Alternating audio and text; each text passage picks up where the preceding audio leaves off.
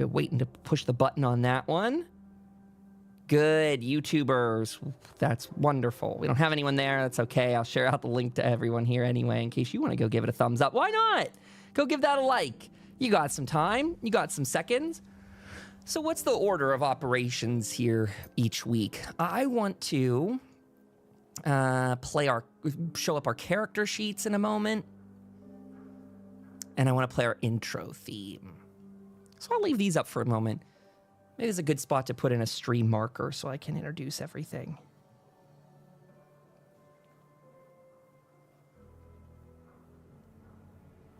Hello, Wastelanders! My name is Kyle, and you are joining us for episode 4 of our TTRPG in the Fallout universe.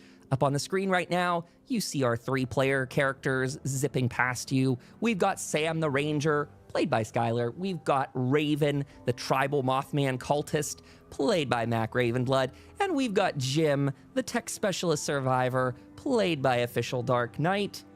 Welcome aboard, comrades. Good to have you tonight. Thank you for having us. Let's get into a little just chatting scene here.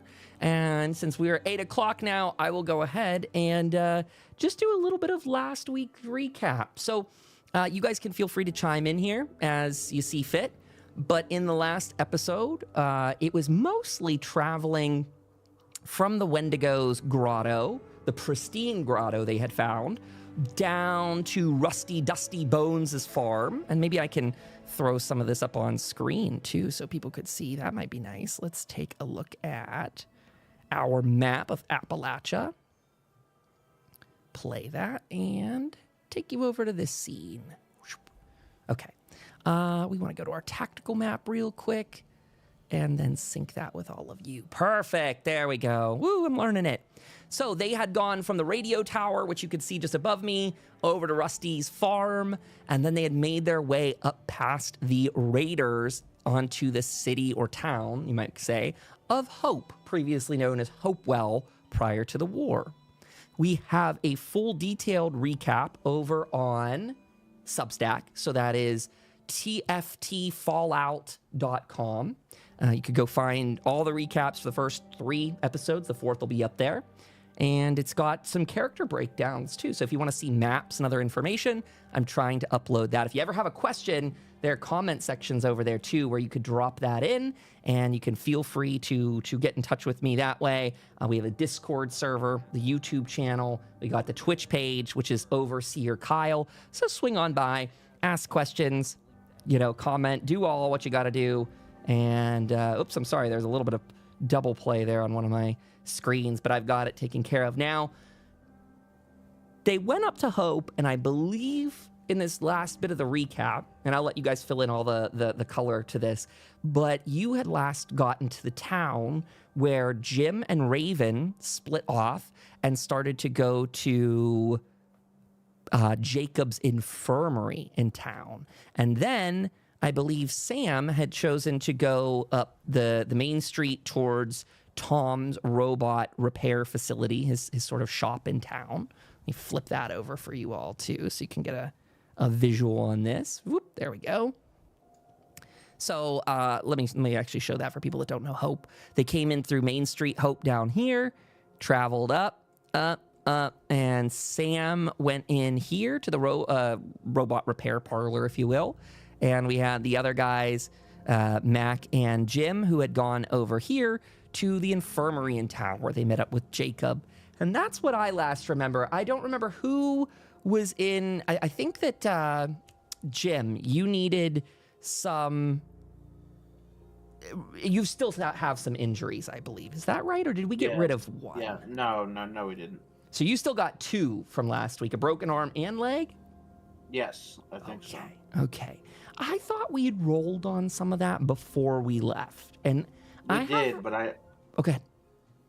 We did. And you didn't fix any, and none of those got injured or healed up? I guess it didn't, huh? The difficulty was really high. That was it, wasn't it? Yeah. Thank you. I was gonna say we rolled, and then what? Nothing got fixed, nothing happened, but it was because you traveled the whole day. Sam, you were gonna say something. Oh, I could have sworn that we rolled for the leg, because I remember you picking a die up to try to see which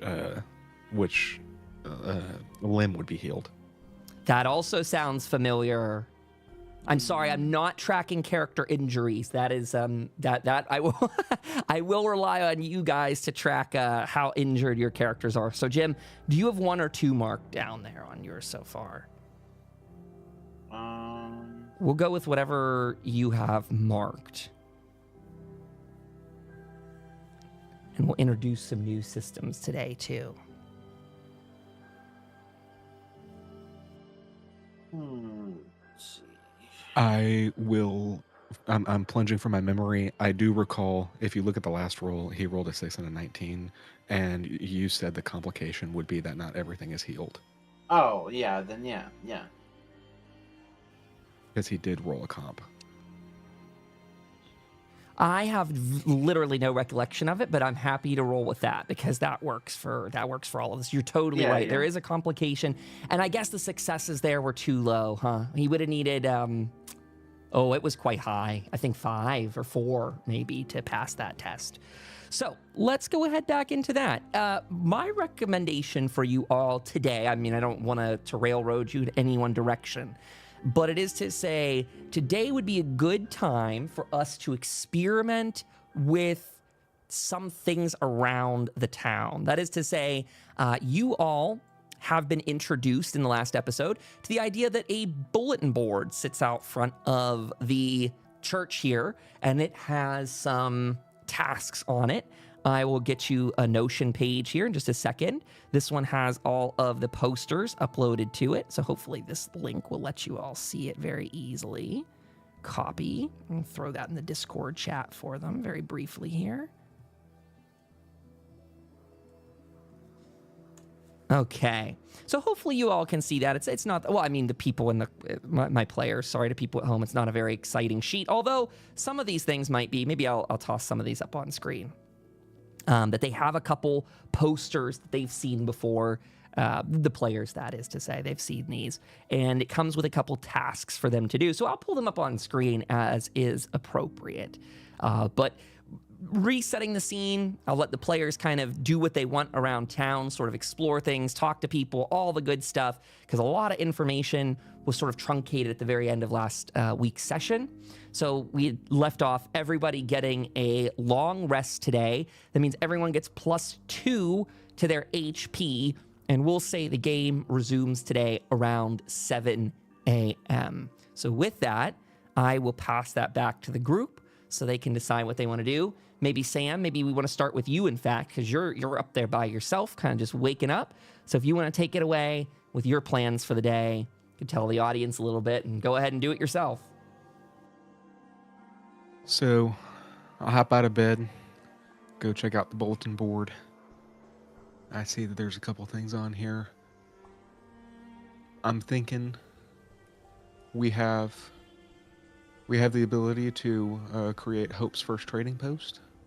So, and we probably amongst ourselves have enough construction materials to be able to do that.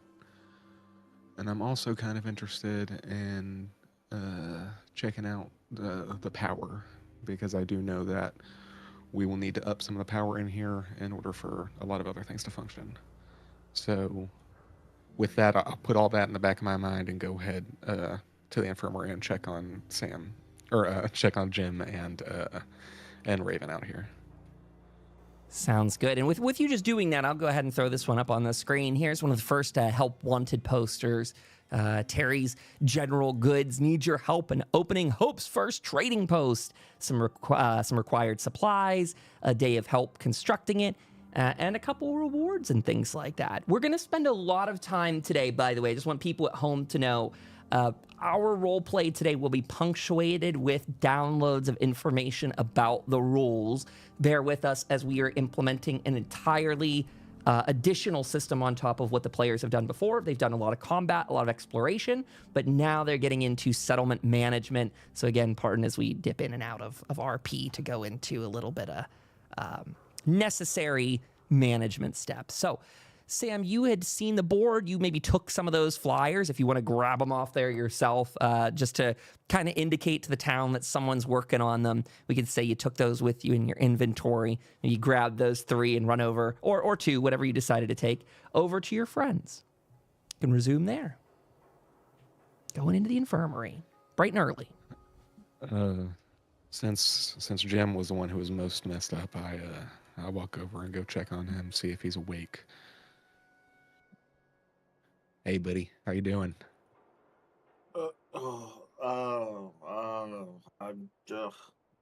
I'm still struggling. I mean, I don't even remember half of what happened yesterday. I'm just so in shock from the injuries and the medications that they've got me on. I don't even know what's going on. Might be good for you to rest up then, my friend. That sounds about right. There's not much I can do at the moment. Yeah. I don't think you'll be swinging any hammers with us. No.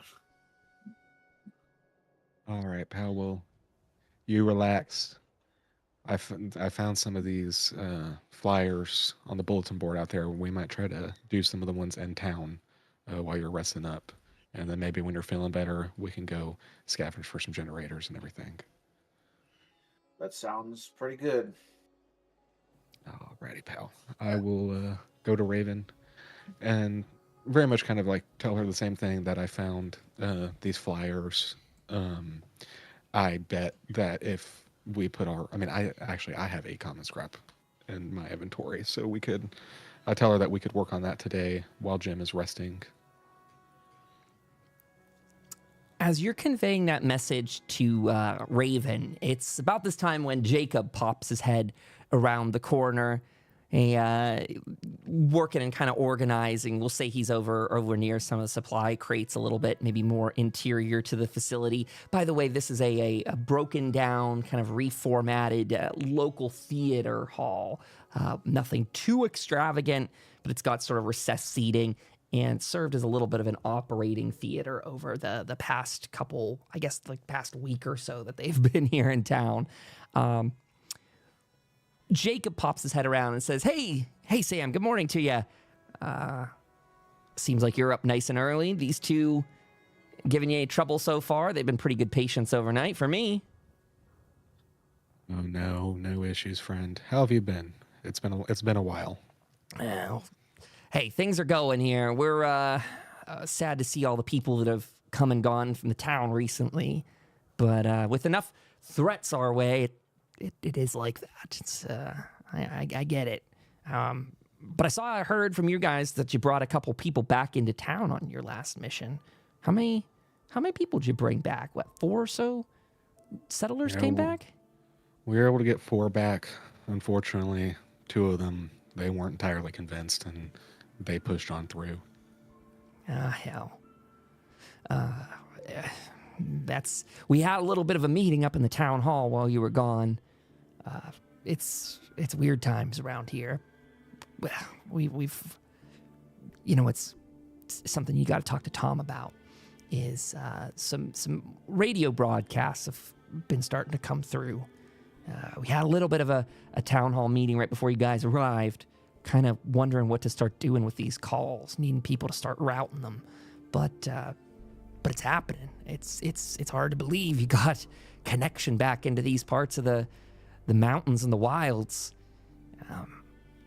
Man, for as much loss of hope I have with people leaving, I'm sure feeling good now to be back on the grid, so to speak, back in connection with our people. Yeah, absolutely. I'm hoping that a lot of the locals feel the same way as you, especially now that we've brought a few of their neighbors back, and since we're able to get Hell's Bells back, maybe we'll be able to turn, and we'll get to work on some stuff. So maybe we'll be able to turn this entire thing around. You probably saw they started coming up with a list of to-dos now that people aren't leaving so fast. The people that have decided to stay, those that didn't go, we kind of started to chip in ideas of what we need to start building up. I didn't write mine yet, but as I mentioned you guys before, we need to expand this place out. We got a structure here. We got some walls. But, you know, if we make this thing bigger, if we create a better kind of clinic, better systems here, if we get more people, well, we'll be able to offer a lot more medical supplies. And I know I wouldn't be sad to get back to a little bit of research work as well. You know, those weird, all those fungus out there, the what you all brought back into town has, with what limited medical supplies I got, what little limited microscopes I have, I've seen some strange displays from it. It's all I can point out. Appalachia's had a interesting history. Sam, did you know before you all got here, there was already some sort of plague like this? The scorch? You ever heard of it? I don't think so. I don't know if I've ever heard of the scorch. Yeah, we might need to get you inoculated then if you're going to head down towards Foundation. It's a must of theirs. It's in the rules and bylaws of the city. If you're going that way, it is. But just to say, it makes people look... It makes them look worse than ghouls, Sam. They get protrusions, green crystals. They look like horrible burn victims. That's why I say a little worse than ghouls. They look like a ghoul sat in a fire or something. But anyway, the worst part of it is that it can spread.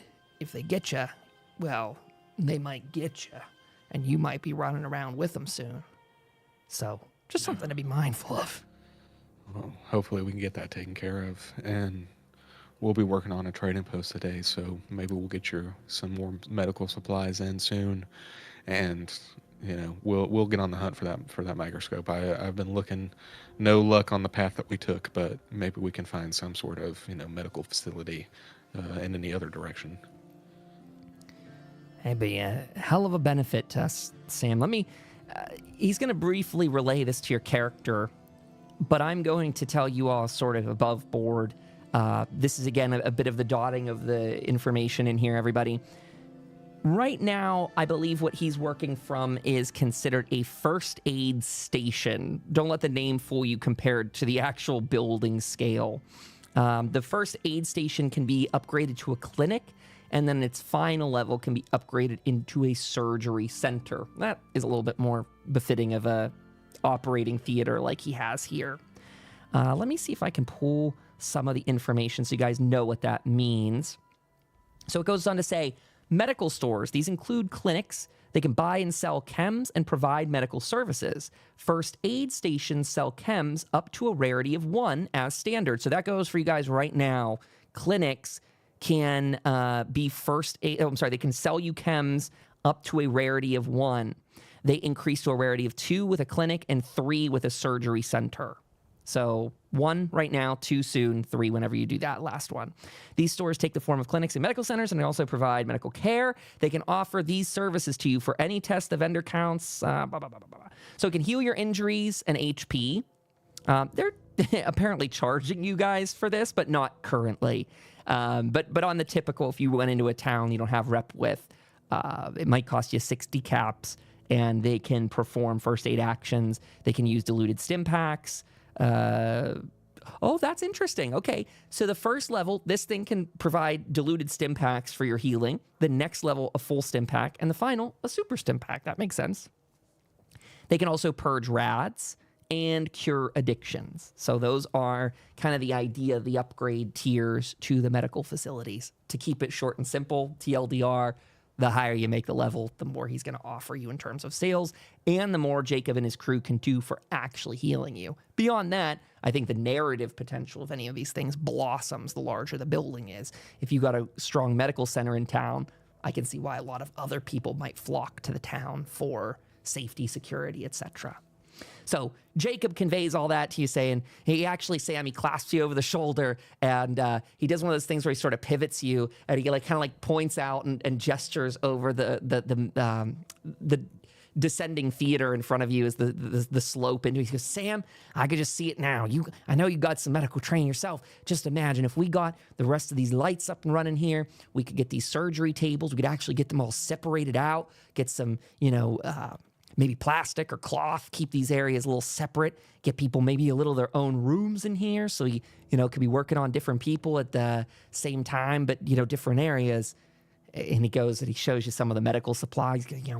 Our supplies are still low. We can still sell you a little bit. I've got a little bit in the time that you've been gone. People have been scavenging hard in the surrounding ruins. So just throwing it out there. If you need anything before you guys do anything crazy today, you let me know. But we'll also make sure we're taking care of Jim. And I'll tell you one last thing. He's hopped up on enough drugs that if you need him around town, he can go. But just try and keep him out of combat. Otherwise, and heavy lifting. Combat, heavy lifting, maybe use his brains, not his brawns. Gotcha. I appreciate the medical release for old Jim, Doc. Thank you. Yeah, hallelujah to you. Good luck out there. Yes, sir.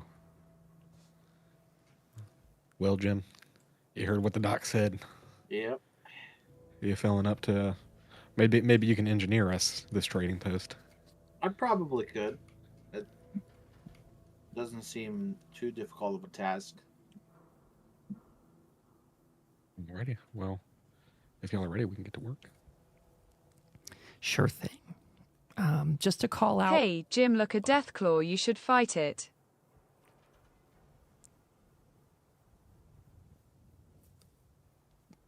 No response from Jim. He must just deadpan it, Raven. Deathclaw? What are you talking about? Funny jokes. Don't mess him up too much. He's on a lot of painkillers. Oh, okay. So above board for folks, the trade caravan post. If you're interested in making this is what will enable Rusty to come up this way in the future. A trade caravan post serves as a simple structure. It represents something much more significant, though, making a deal with local trade caravans and building a simple shelter and Brahmin trough where the traders' animals can stop and rest. It ensures that trade comes to the settlement. This provides a means for the settlement to trade, as described on the trade income page in the settler's book. So we can look into that a little bit later. And the trader is set to arrive every 7 days. We'll figure out timing as things go on here for everybody. We're introducing also some rules for travel in the future that might make travel take a little bit more time. And I don't mean that in the arduous, drawn out sense, but for the for the characters in the game, a little bit more time may pass when you're on an actual expedition. So some of that 7 days, you're going to go faster. And if people are ever absent from our gaming session one night, we can focus a lot more on the settlement system. So who are you guys off to find now? You've got your friends regrouped. Where's the gang off to? Is there any you want to check in with, was it Terry that's running the trade operations here, trying to get that set up?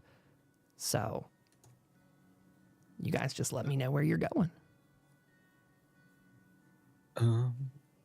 I was thinking maybe we should grab a breakfast in order to make sure they're all good to go. We haven't been to the old cafeteria in a while. Maybe see what they have if it's only pink slime. I say go for it. Rest of the gang, what are you doing? Sound good, I am Strave. I was going to eat Jim leg. Yeah, we might eat our packed lunches. So as you go up there, meandering through town, you know what? We're gonna have an easy confluence of events here, where we're gonna put Terry in. Terry's character, I don't think, is on the map, and honestly, I got a Jacob for us as well. So let me put in Terry. He's getting breakfast as well. Why the heck not, Terry? Get some food, man. Let's make him visible to you all. Show. There we are. Terry. Good old Terry the trader, who's got the best name in Fallout.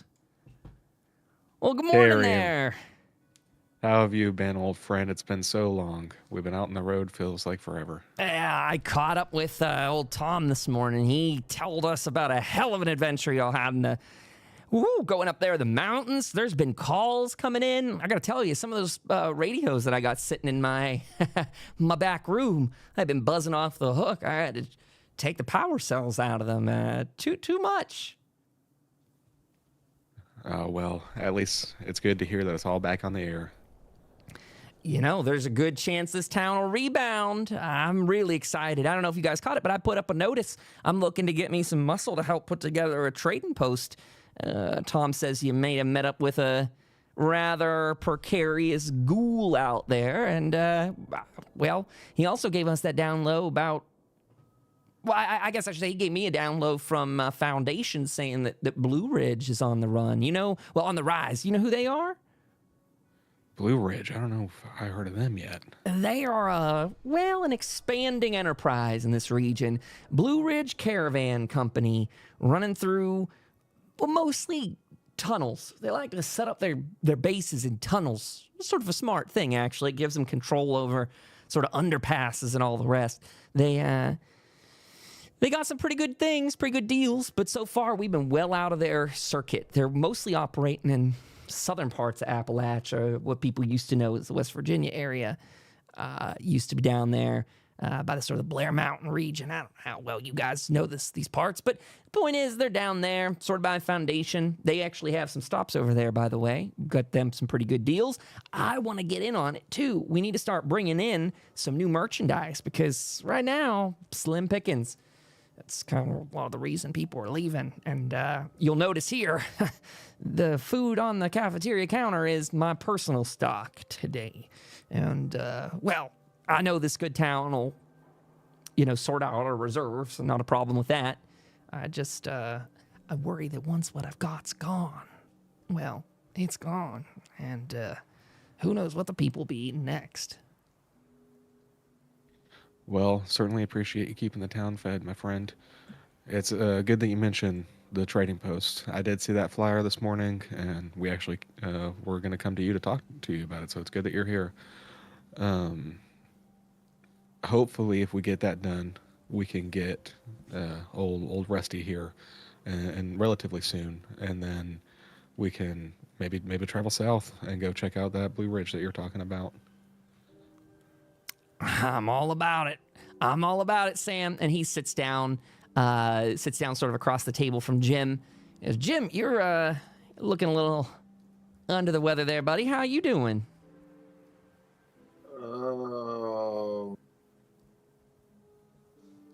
Well,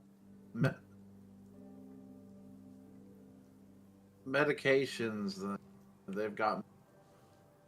I'm not really certain about where am I at and how am I don't know how I got.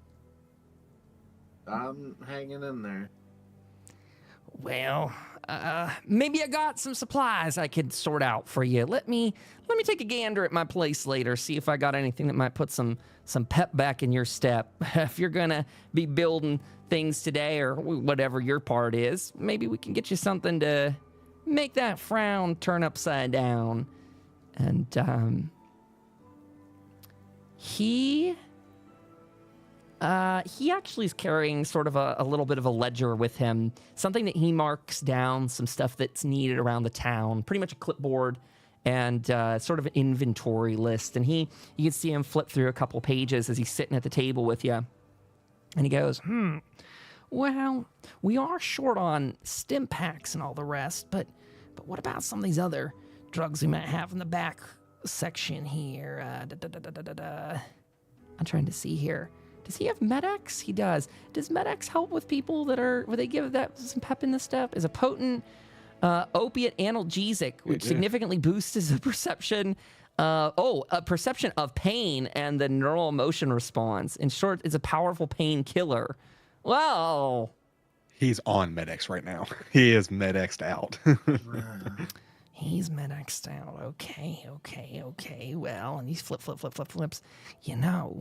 I actually have One out, about 2 more doses of overdrive ready if you're interested in any of that, Jim. That'll really make you go, but maybe go a little bit too far. What else? Got any mentats, maybe? I do have some mentats I could part with.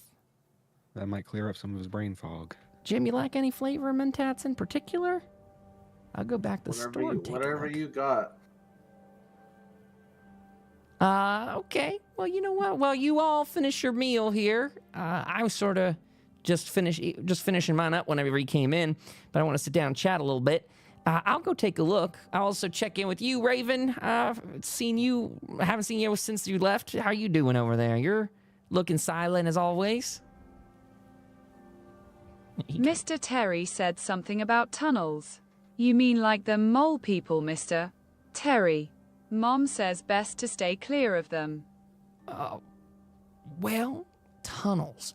It's true, but down south they were held up in a tunnel that was sort of a west to east going tunnel. I think there was something about the train tracks down there. You know, that's another thing you should all talk to Tom about, the train tracks. He'll tell you more. Just remember that for later. Just ask him next time you see him. If he doesn't yap your ear off about it first. Okay. But as for those, I mean, I don't know. Go in there at your own discretion. If it's home to them, they usually have a big old sign and some defenses outside. Usually some guards and maybe a Brahmin pen, things like that. Things you'd expect on a little trading outpost. But if you hear some groaning and not the good kind, it might be something worse. So do caution with all tunnels in these parts, I'd say.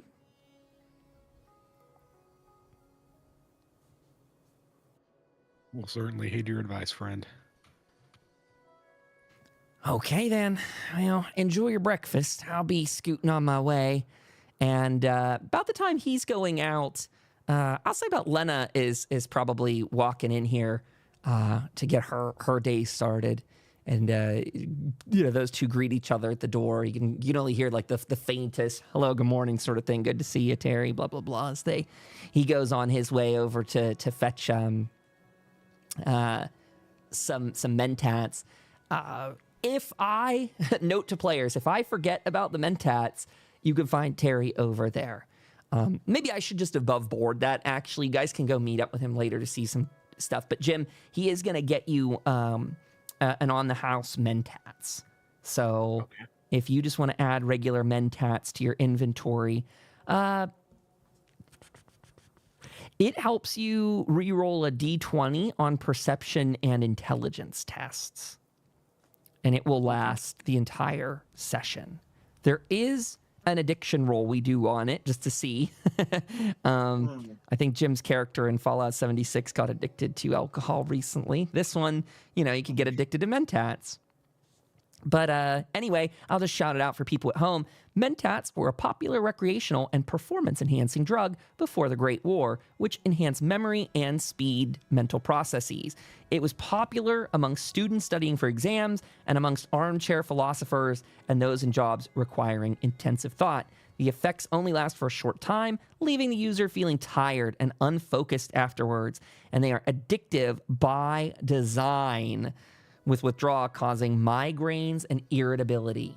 So most of you probably in character do not know all of those effects unless you are well-versed in pre-war medicine, or unless your character has had an extensive history, kind of using mentats in various ways. So I'll let that, of course, be your own creation of design, how you want to do that. But at this time, Lena comes over, and you see her stop over at the kind of cafeteria bar. And from what you guys can see sitting at your table looking over, she's picking up cans of cram. Her face, you can see you just go, ugh. And she sits that back down. Some, I think it's pork and beans she picks up. She's going to settle for that. She can have some pork and beans this morning. So she slops that out over a tray and kind of heats it up. There's some of those little, I forget what they're called, the little flame sort of things going on over there. Maybe they've got something jury-rigged themselves for more post-apocalyptic. Actually, it's probably them using some of those like pan plate heater sort of things. Warming, whatever, I can't think of the word. But she's sitting it on there, heating it up. And she, that's heating. She sees you over the corner and goes, "Good morning, guys. Great to see you. Hi, Raven. How you doing? I'll be with you in just a second." As she scoops up her plate tray, comes on over, grabs a seat. "Morning, y'all. How's being back in town treating you? Nice to be sitting on a regular mattress in bed at night." Oh, absolutely. It's good to be back home. I was going to ask you the same thing. Pardon me 1 second, everybody, as my game is not reflecting this properly. Let's do a little reset of the alchemy so people can see. Lena's supposed to be in there with you, and she is not on the overlay. So let's get Lena back. Now maybe there's 2 Lenas. There's 2 Lenas. Yay! Okay, there we go. We got the proper count of Lenas up there. She goes, "Oh, I mean, I'm happy to be back in town. I'm glad to be getting back to my work here. Tom and I have been just talking nonstop about really everything. Kept me up quite a while last night. We caught up and filled me in. Talk of power supplies running low here, affecting the water.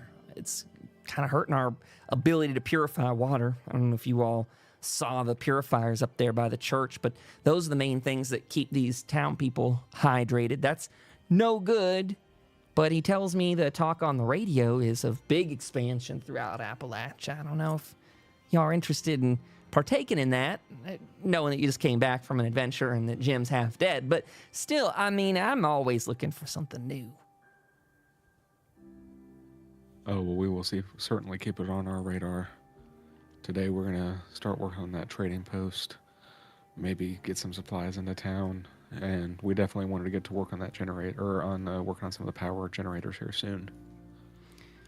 Sounds like a plan to me. I guess the first thing is, and I don't know if sounds like you caught up with Terry as I saw him coming out, but figure out where y'all want to put that thing and, well, probably get that crazy mayor bot around here. Maybe he could help you out with any questions you got with it. Also, I'll just tell you something. Well, catch me later when I'm with Tom, but there was an interesting radio signal we've been getting in this morning, and he's over there trying to decipher it. That might be something of interest to y'all, too. I don't know what it means yet, but maybe it's a little bit of a distress call? And it might not be a today issue. I don't really know. We'll see what all the message says if we can catch more of it. But right now, Tom's trying to link in some of the radios with the Alfred unit over there, see if he can play a little bit of operator, dispatcher. Again, it's a time of busyness as everyone's trying to use the same radio channels at once. Well, thanks for the heads up. Maybe after breakfast, we'll go check in with Tom, and we'll see how Alfred's doing after his first night back. Sounds like a plan. If y'all are finished up here, you go on your way. Don't worry about me. I've got a lot of people to touch base with, so, I'm always around if you need me. Well, you enjoy your breakfast. Yes, Miss Lena, I saw your food and water supply look real bad. Is there any way to use the river to make power? I think my old tribe use a water wheel to make power. Oh, that's a really good question, Raven. Let me consult the sheet here. Was there a power station that was creatable? I know that there is a windmill. There is a windmill, but I think maybe we could replicate the windmill into a water wheel if you would like. That's probably very possible, Raven, above table, above board. So Lena hears your question, and she kind of ponders it for a moment. You kind of see her thinking, Well, that's a heck of an idea. You said your people already done something like this? You got a working water wheel? You know, those things are hella hard to recreate. But it could work. You just might have to let us in on a couple secrets there. Jim over there doesn't look half alive enough to help. Jim, you doing okay, man? You're about slumped into your food.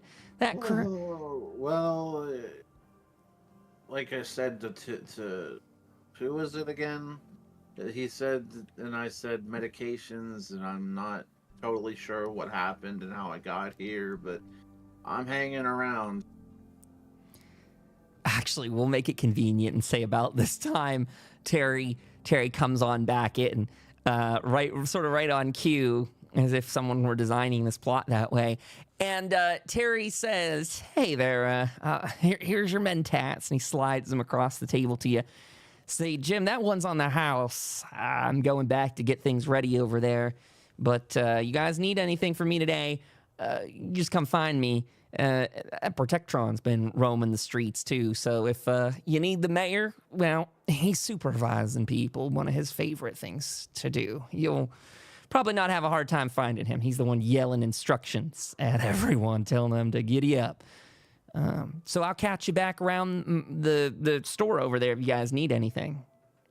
He's kind of going to depart, unless you guys want anything for him before he goes. No. I'll say, see you later, Terry. And Jim, to wash that down, why don't you take this Nuka-Cola? It's been a while since you had one. That might put some pep in your step. All right, I'll give it a try.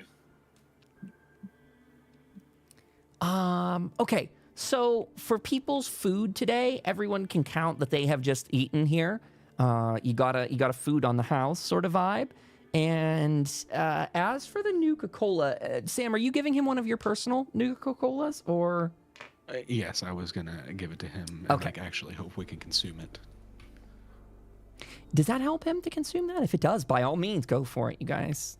It doesn't help him entirely. I think it gives us an AP and a bottle cap. Sure. You're right, it does. And if you guys want me to pull the rule on that, I can. But that's correct from my recollection of it, too. Jim, do you want to take the mentats now, or you? I'm fine with you keeping them for what I want to say. For narrative purposes, you got a freebie. For the sake of how you're using them, you can do as you please with consuming them. Okay. You can use them at any point you want. Yeah, I'll save them. Okay. So the plan, you're going to go off and start picking a spot, then maybe find the Protectron in town. It might be a good time to do a little bit of a tour just for people as well, so they can see where we are. I don't know that, we know the town of Hope very well, and I did a little intro to it earlier, but maybe this is a good time to show off a little bit more of Main Street here too while we're looking at it. So this building that's closest to me here was a bit of a Vault-Tec in plain sight experiment. The people in this office right next to me here, and with the lab coat man that's dead on the ground, they were spying on the office up above them, which was sort of a quack charlatan doctor who was sort of a spiritual guru doctor. He was giving out a cream, a lotion that was supposed to open your temple, your aura, get all that stuff going, and you're rubbing this radioactive cream right on your temples, basically just irradiating themselves. And they were kind of watching through this kind of two-way or whatever, one-way picture here, where they could sort of, open the slats on this, and it would give them a nice view into the waiting room and into the doctor's office itself. So these guys were definitely spying from the comfort of their place. It was a very nondescript office.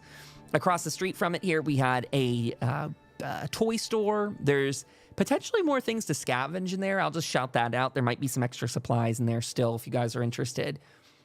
The Nuka-Cola shop is something just to keep an eye on as well. You guys mentioned the pink goo. Actually, I'm confusing the one that's right above it. Whoop, there we go. Get them both on screen. The Nuka-Cola shop has some extra supplies in there. And I think last time we were here, they were trying to repair the Nuka Protectron. I don't think we got anywhere with that when we had left the town, and it's been quite a long time. So we can touch base on that one too.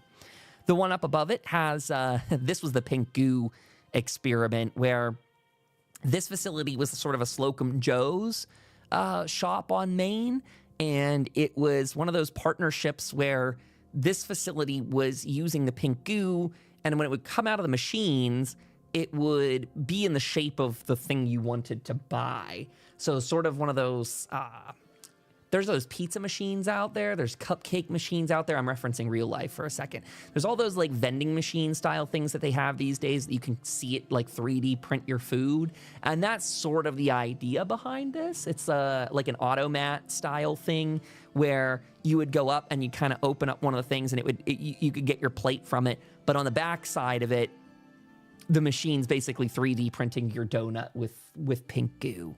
Our comrades told the town not to consume it, but some of them had. Reminder to our crew here, they did mention someone was in the jail as a result of that, I believe.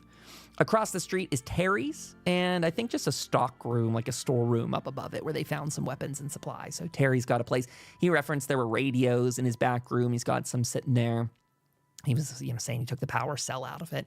And then across the street, I'll just say we got our police station that's directly across from my camera right now, where the Protectrons have some charging bays. This room next to it is now serving as kind of the kitchen for the cafeteria. It used to be a pre-war showroom, I guess would be the word for it. Come in, see the latest and greatest of kitchen automation sort of energy in that place, and they've just sort of taken that over and reformatted as a cooking establishment. So if the crew here ever needs to cook things, there's a stove and all the rest in there. But I think that gives our tour of town just a little bit more. There is room if people want to build the trading station anywhere in particular.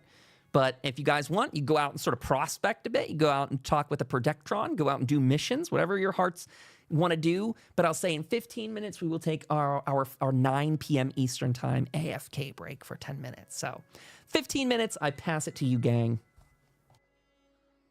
I personally wanted to drop in with Tom and Alfred and see how they were doing. Sure. You go out there. Also, in terms of weather, we'll say it's about now somewhere like 8, 9 in the morning, maybe good old 8:30. You've gone around town, kind of done your hellos with people. It's a windy day, if anything. And also maybe an opportunity to kind of show people, it's probably a pain in the butt. Never mind. There's a nice little view of Hope. You can go find it in the latest blog post if people want to see it. But Hope's got a pretty simple Appalachian town. It's got a church at the end of it, as we've mentioned, and these are just basically red brick shops along the way. So coming through, it's a gusty morning, a strong breeze blows through.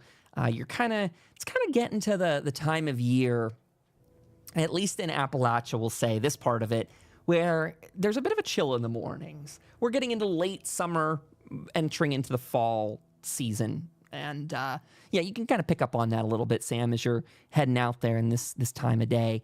Get over there to the shop. The awnings are kind of blow it in the breeze just a bit. Nothing too crazy, not a hurricane gust, but breezier than it has been. As you walk in to Tom's shop, I'm guessing you do your little knock on the door, little rap on the wall as you enter in there. Howdy, Tom. How are you doing this morning?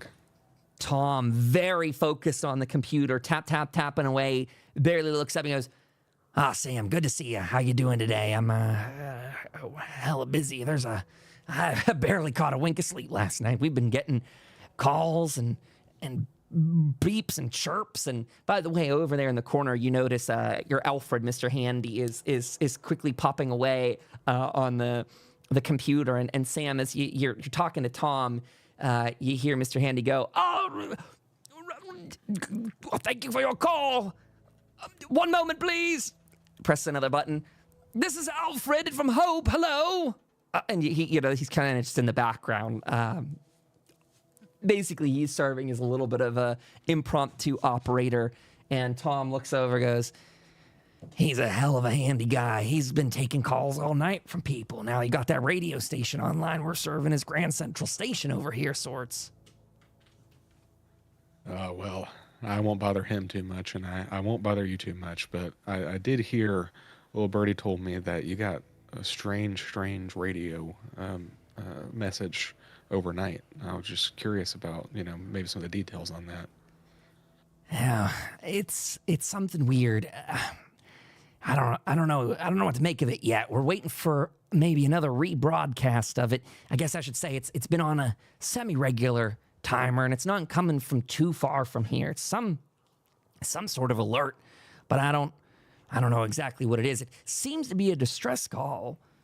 You ever seen one of those Vault-Tec automated alerts they send out whenever a vault's in distress? Maybe you've never seen those. I don't know. Maybe. Well, it's kind of like that. It's similar frequency, but it doesn't have a pre-recorded message that we've picked up on. It's maybe coordinates. Something. I don't know what this is. It is too much is scrambled, too much is missing.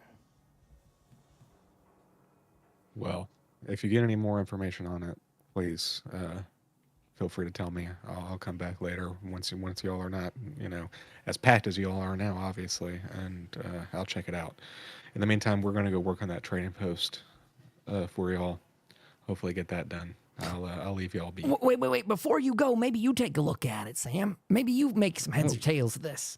But while I got an extra set of eyes here, and I don't think Lena's... Yeah. I don't think she'll be too excited if I throw this at her first thing in the morning. Yeah, all right, for sure. Let me take a look. He'll take your help with this. What do I want to give you as some sort of skill test? Let's see. What makes sense for finding out what a signal might be? I think like an intelligence or perception is a good one, and I think survival and perception, survival and intelligence, that seems pretty reasonable for this test. How about one of those, Sam? You can choose what you want your special to be, but the skill will use survival for it. Perception or intelligence as your special? Intelligence. Okay, so survival and intelligence for you. Difficulty 2.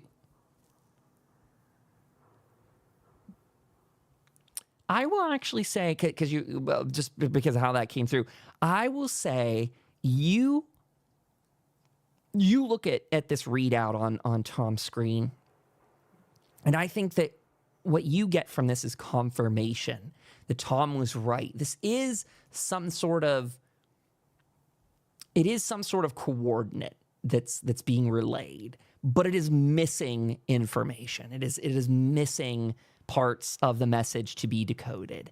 What you gather is probably that this signal is coming from about your region, and that's the most you get from it now. This is not a signal that is bouncing off from like a lower part of Appalachia, but it is something close enough by that. I'd say Sam feels semi-confident that this is within probably another 24-hour trek of the place, maybe even less. I think that's it. Now that I'm taking a look at it, this first batch of numbers, that's like a region code. That means that it's coming from nearby. I learned that from my days in the military. But this other batch of numbers, I mean, that's a mystery to me. That's nothing that I'm sure of. Jim, he's a pretty smart guy, but right now he's a bit under the weather. So maybe when he's doing a little bit better, we can have him come take a look at this as well. Yeah, well, I appreciate that, Sam. That's a good intel. I wonder if the rest of this, it's either. Here's my guess. Here's my pondering before you leave. I'll guess that the last bit of this, well, at least the missing part, we got to have a chunk here that's going to probably give you the rest of the region code. I'm wondering if the rest of this is something about what the actual distress call is. I'm calling it a distress call because it's coming on a regular basis. So that's my operating theory and hypothesis. And if we catch more of it today, I'll try and let you know later. If I forget, you let me know. A lot of people. Could be some type of proprietary Vault-Tec code. That'd make a hell of a lot of sense. Especially after what you guys found in town. Right, well, we'll certainly keep that in the back of the mind and try to figure it out. You know, I'm always down for a mystery. You know me, I love those old comic books. If you love those old comic books, you might even find some spare ones sitting around in town. I know some people have been picking through the toy shop down there that you guys cleaned out. There's probably a couple more still trapped under some rubble, or maybe even fresh on the shelf if you're lucky. Don't let Alfred know that. That boy, he loves comic books as well. Did somebody say comics? Oh, Master Sam, have I told you about my favorite books recently? I, last night, went back and reacquainted myself with some of my favorites. I'd love to tell you all about it now that you're here and have time to listen to my long story. Unfortunately, Alfred, we'll have to take a rain check on that because it looks like you're busy as well. We gotta get some work done, but I'll love to hear all about it later. Oh, you're right. I have 3 people waiting on hold. Oh dear. Oh, this is Alfred speaking. Oh, yes, hello, this is Alfred speaking. He's switching through the channels, basically saying it to them all over again. Maybe we get him sorted out, get him a helper next time.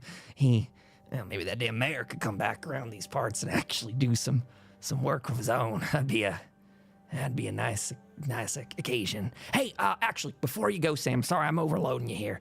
I did want to tell you, though, be gentle with the mayor if you're talking to him today. His program's still on spooling a bit, and he keeps, whenever he comes in to charge up, he is asking for some sort of Vault-Tec service package, like a software download. I don't know that they actually finished the Smile program, but it's working. I mean, he's out there imagining blueprints and telling people where to put bricks, so I guess that counts for something. He's been helping them repair some of the shelters here, some of these buildings that have seen some collapse in them. He's getting that together. So at least there's that. Well, we'll have to see. I'll have to see exactly what you're talking about. And again, maybe Jim can take a look at that. He's a robot guy, but unfortunately he's just out of commission right now. I appreciate all the information. We're gonna get this taken care of, and good luck today with all those calls. You too. I'll get back to it, making my lists. And he goes back, and you can see him just immediately eyes lock back on the computer screen as Tom's typing away. Alfred, don't burn out your pincer servos, moving all those cords back and forth. I'll try, Master Sam. Good luck today. And with that, I'll go head to the spot that I think, maybe we could put the trading post. Sure.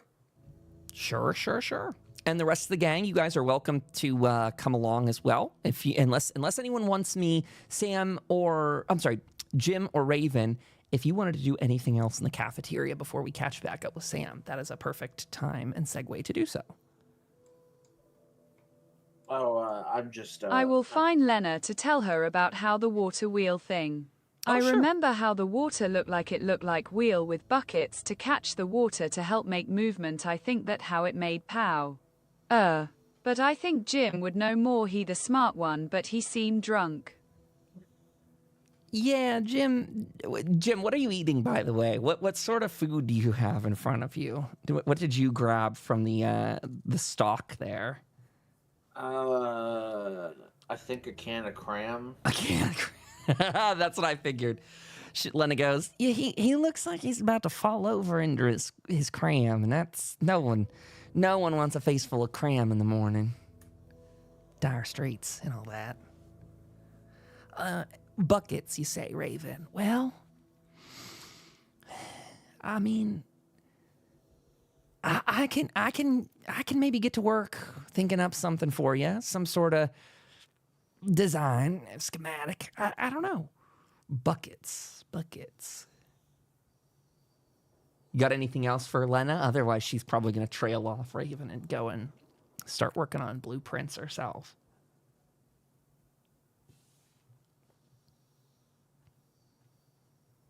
You let us know here in a second. That all I can think of, sorry.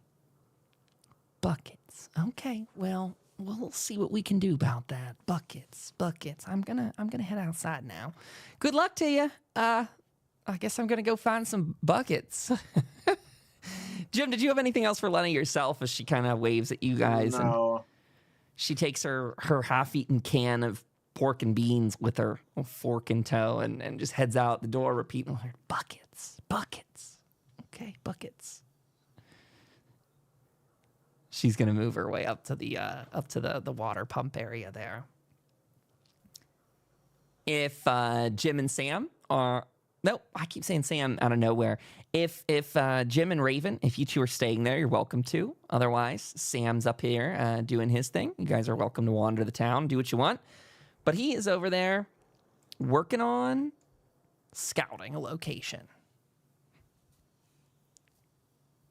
And actually, this is a perfect time. You know what? Why don't we take our break right now? Top of the hour, right here. You guys can decide what you want to do. Hopefully, this has been a good first hour in introducing some of these systems so you know what's going on with it. I don't want to overwhelm anybody. I don't want to slam you with too much stuff. But brief little recap. You found out from Tom that there is a radio signal. Maybe I should write some of this down in our actual notes here too. So I'll put in here, oops. Okay, it's not making me a bulleted list. That's fine. I'll go Tom's radio signal, coordinates needed. And then we've got the buildings that's coming along. What else did they just tease to you? The radio signal, software updates for the Protectron. Okay. Is there anything else people want me to add to the to-do list for the future while I'm in here doing this? Oh man, I was supposed to ask him about train tracks for Blue Ridge, but maybe add something about Blue Ridge in there. Yeah, that's a good. Thanks. If you wanted to, by the way, you could. You know what? We'll try and introduce. We'll bring him. Try and bring him back around here in a little bit, so you can do that. Train. Thank you. Honestly. Yeah, that's great. Good reminder, Sam. Thank you for keeping a brain on yourself today. Okay, gang, let's do our AFK for today, and we'll be back in about 10 minutes. I'll run the BRB. Everyone can go grab a drink, and we'll settle in for the remainder of our session. To those that are out there at home, we'll play a little round of Fallout commercials. If you get the chance, please go subscribe on Patreon. Oh, no, on Substack, on the word I was looking for was YouTube. Go subscribe here on Twitch. It's Overseer Kyle. We've got a new Discord server going on. There is no Patreon, so I don't know why that word. I think it was Protectron. I think I was looking at that text on the page, and yeah, my brain's all caught up in the wrong kind of way. So go out there, get subscribed to those things. It's all free, all available. The Substack is the massive home of it all. That will send you an email when things go up brand new. So that is tftfallout.com. Tales from Tomorrow.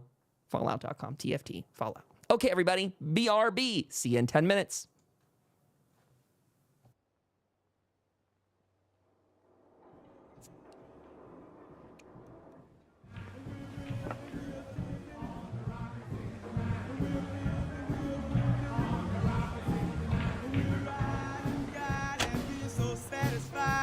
The trip will be fine in my Rocket 69. Rocket 69, Rocket 69.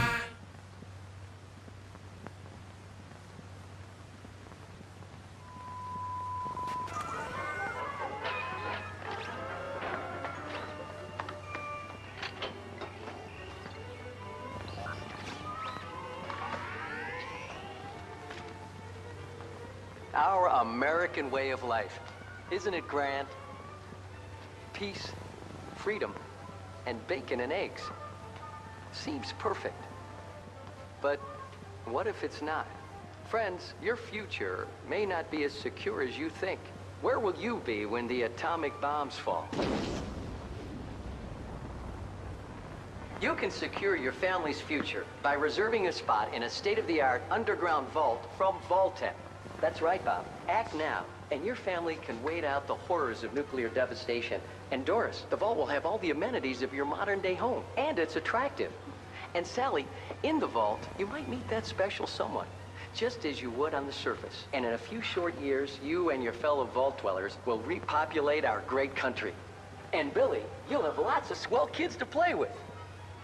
Reserve your family spot in a state-of-the-art underground vault today. Sign up now and prepare for the future.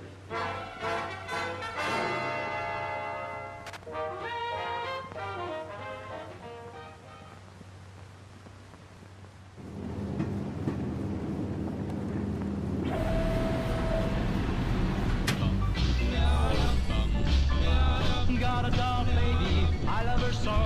Nothing else like her anywhere you go. Man, she's anything but calm. A regular pint size at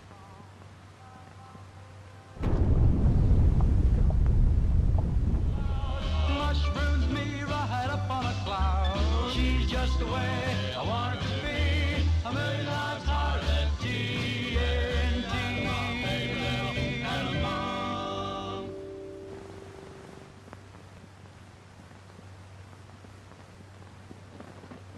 Here we are, son, our nation's capital. There's nothing to do here.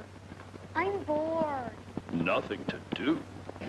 Why, there's not a foot of this town that isn't packed with heroes and history. It's not called the capital for nothing. Right, Tom? That's right, Abe. In fact, every year, millions of tourists come to enjoy our beautiful nature and advanced technology. Right, George? Ah, yes, we've seen so much over the years, and there's more to come. But one thing's for sure, we'll always be here, no matter what happens. Wow, Dad, I guess there really is a lot to see here. Glad you changed your mind. Let's go see what we can see. How about you? Are you ready to see what you can see? We're waiting. Explore the nation's capital.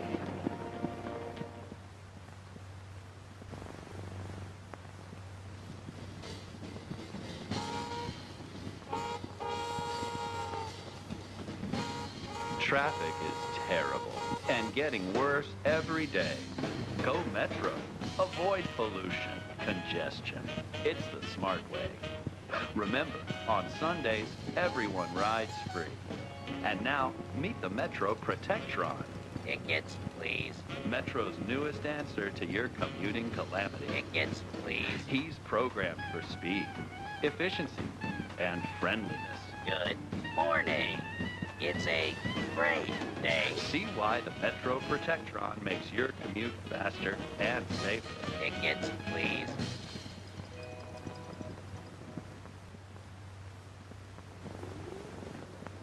Vault-Tec presents growing up. You're growing up. And other things are changing too. You know what that means.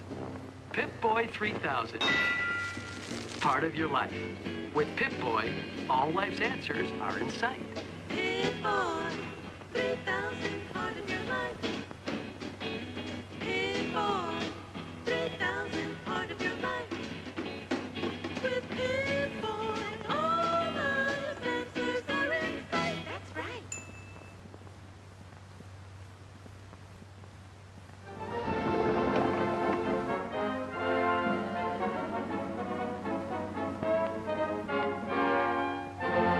You will emerge.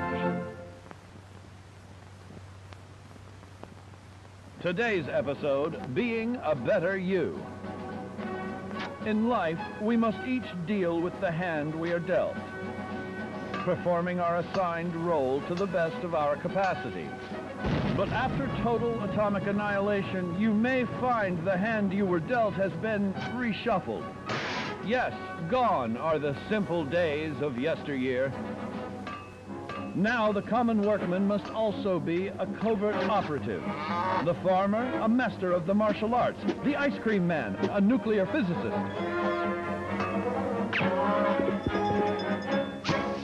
How will you make sense of it all?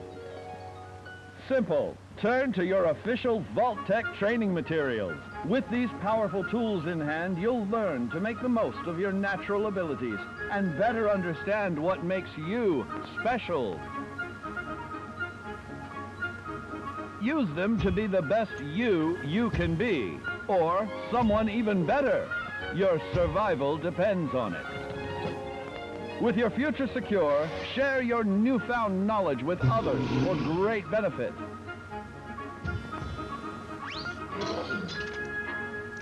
But remember, there's power in diversity.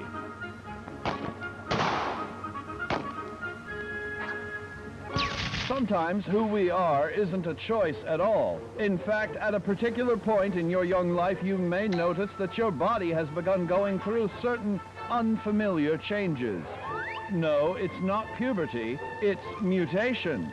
Thanks to our old pal radiation, your DNA has become more interesting. See here? You've now gained the unique abilities of a marsupial in exchange for a mild neurological impairment. Now you've learned how to be a better you. You are completely prepared to achieve your full potential in the role of your choosing. As a hand-picked resident of Vault 76, it is your duty to carefully review your Vault-Tec provided films yearly to fully prepare for the day when you will emerge. I'm a doctor. I'm a housewife. I'm a vault warranty inspector. I don't know what I'm gonna be. Now, finding your future is easy with the Generalized Occupational Aptitude Test. Get a job that sticks. See how easy it is. Find your new career.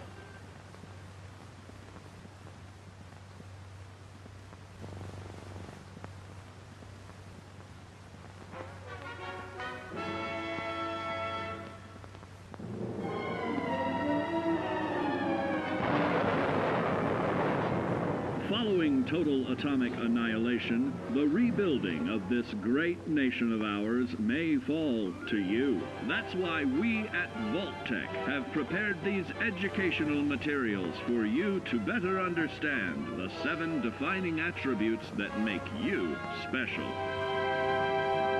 Today, we will focus on strength. In the wasteland, essential supplies will be scarce.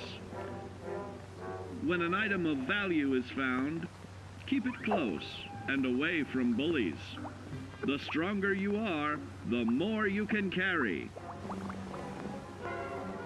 Be sure to know your limits, or you may find it challenging to escape from hazardous scenarios, no matter how strong you are. There are other situations where you may find yourself in close proximity to unfriendly neighbors. For such cases, you must learn to defend yourself using your natural strength. Use anything sharp or sturdy enough to swing. Get creative with your implement, but stay reasonable. And look for anything that can further enhance your innate vigor. The greater your strength, the greater the impact. But remember, some moments require more than muscle. Hello. Keep doing your chin-ups. Hello, and comrades. push-ups, because there's more strength. Keep can doing do your for you. chin-ups and push-ups, Swing for Vault-Tec the says. fences like the pros, crafting specialized Swing for the protective gear fences. to keep- or building clever weapons to wield it. Regularly study your Vault-Tec provided materials to prepare for survival. And to answer the question, do you know what makes you special? I sure know what makes me special. The fact that I got these great comrades with me to play the Fallout TTRPG. I have just splashed their character information back up on the screen for everyone. We've got Sam, the ranger. We've got Raven, the tribal Mothman cultist. And we've got Jim, the tech specialist survivor. There's a couple of their tag skills, although I think Raven even got a whole new section of tag skills last week. So they are moving right along. Does that mean you're all level 7 now as well? Do I need to update this graphic? Does anyone know the level? Are we level 7 or level 8? I don't. I believe you're level 7 now. Would make the most sense to me. Does anyone have 8 on their thing? 8 should be the next upcoming. I have 7, but I didn't remember changing it. I think I have 7 in my notes here, unless anyone has a contradictory thing, in which case you're welcome to. I do remember we pulled up the XP chart one of these recent times, so maybe that would help if we just go back to that briefly. Maybe a different thing for later, but let's check the leveling up. Well, those rules aren't in front of me. I'll dig that up later. I think you're level 7 as far as I have, but if you guys have a different thing now, do let me know. Otherwise, that's just a note I need to make for that graphic. Okay, so we left you all. Let me scooch around on the map here a little bit more. We left you all investigating a spot to put a trading post, caravan post, before a nice little AFK break. Oh, above board, I have a question. Sure. So if we start building stuff up, will you be like improving upon the map, like adding like visuals of it or not? Probably, yes. That's the goal. Okay. I don't know if there's anything for trading caravan post, but I can probably make something pretty successfully. Okay. But to answer that question, yes. And therefore, I think that's a very practical question because, yeah, if there's something already there, we'll just need to expand it and move around it. But it is time for an update to the map anyway. Very good question. So to maybe talk more about that, there's some space in this part that could be, like the fence could be expanded out. We're building a caravan thing. I don't know that any of the buildings would really serve this, but you could technically always knock down or you could always take a regular structure and sort of make it into a barn, I suppose. I'm just throwing things out there. Of course, this map can completely change. I've still got all the source files for it, so.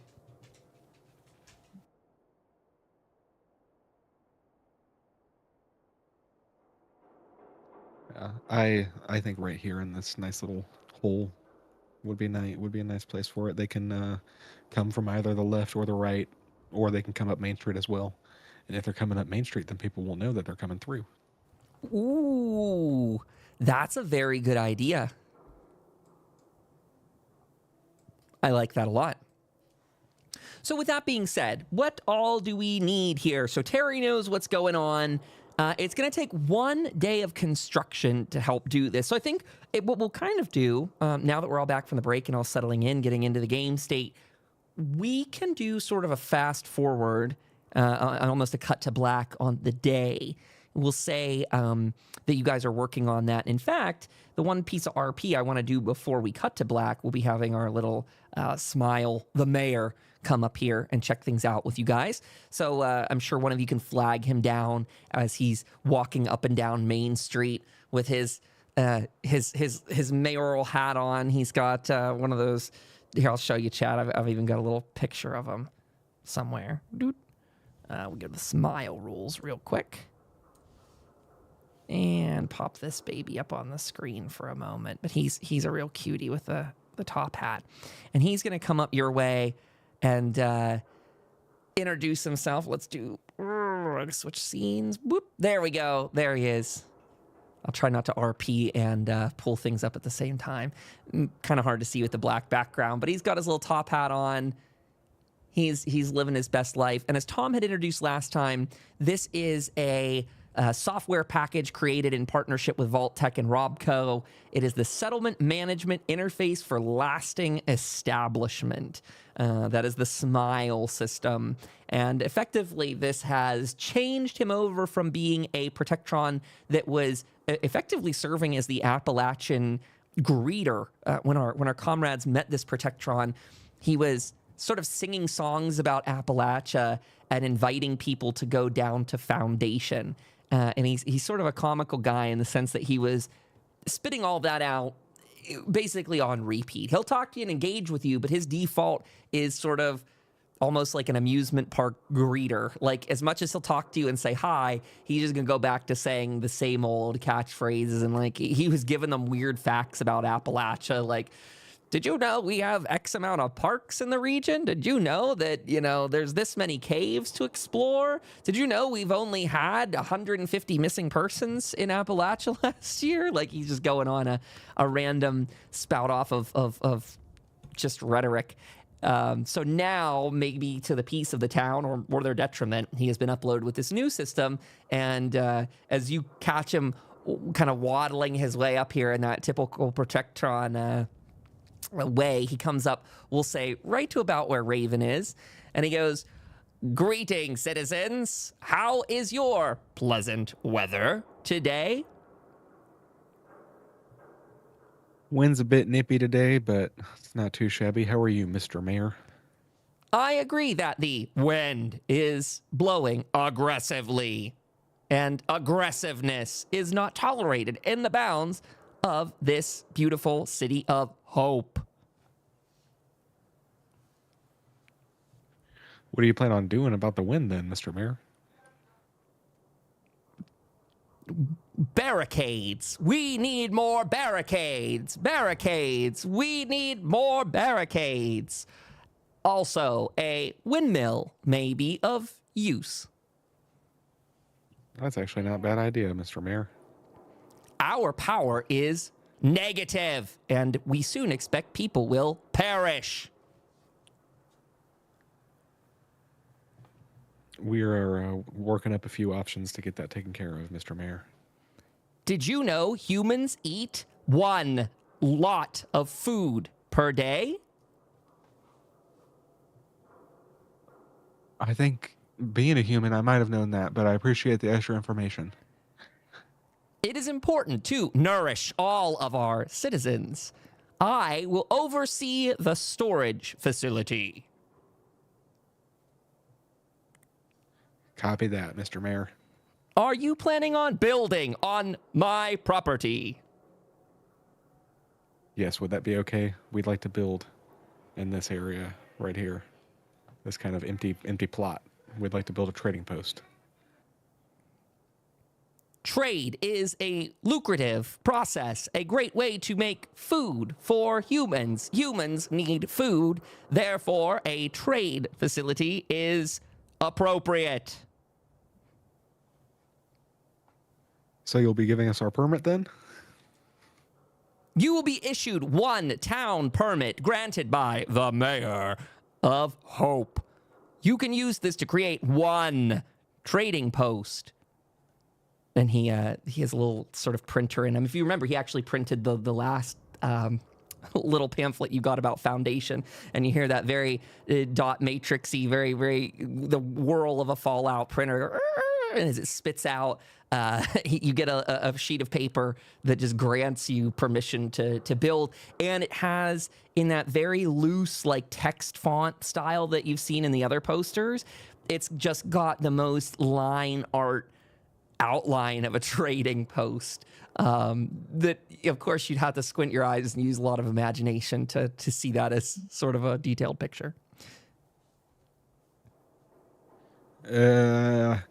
You could be an artist, Mr. Mayor. I appreciate the permit. Thank you for the compliment. However, art is not of urgency. We need power. I will get power. You will get power.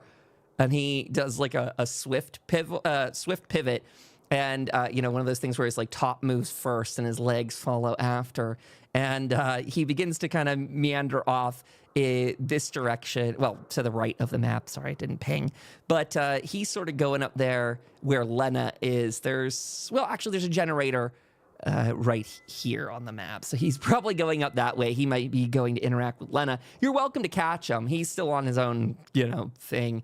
But you're welcome to engage with him still, or get to work on building this. Your choice now that you have a permit in hand.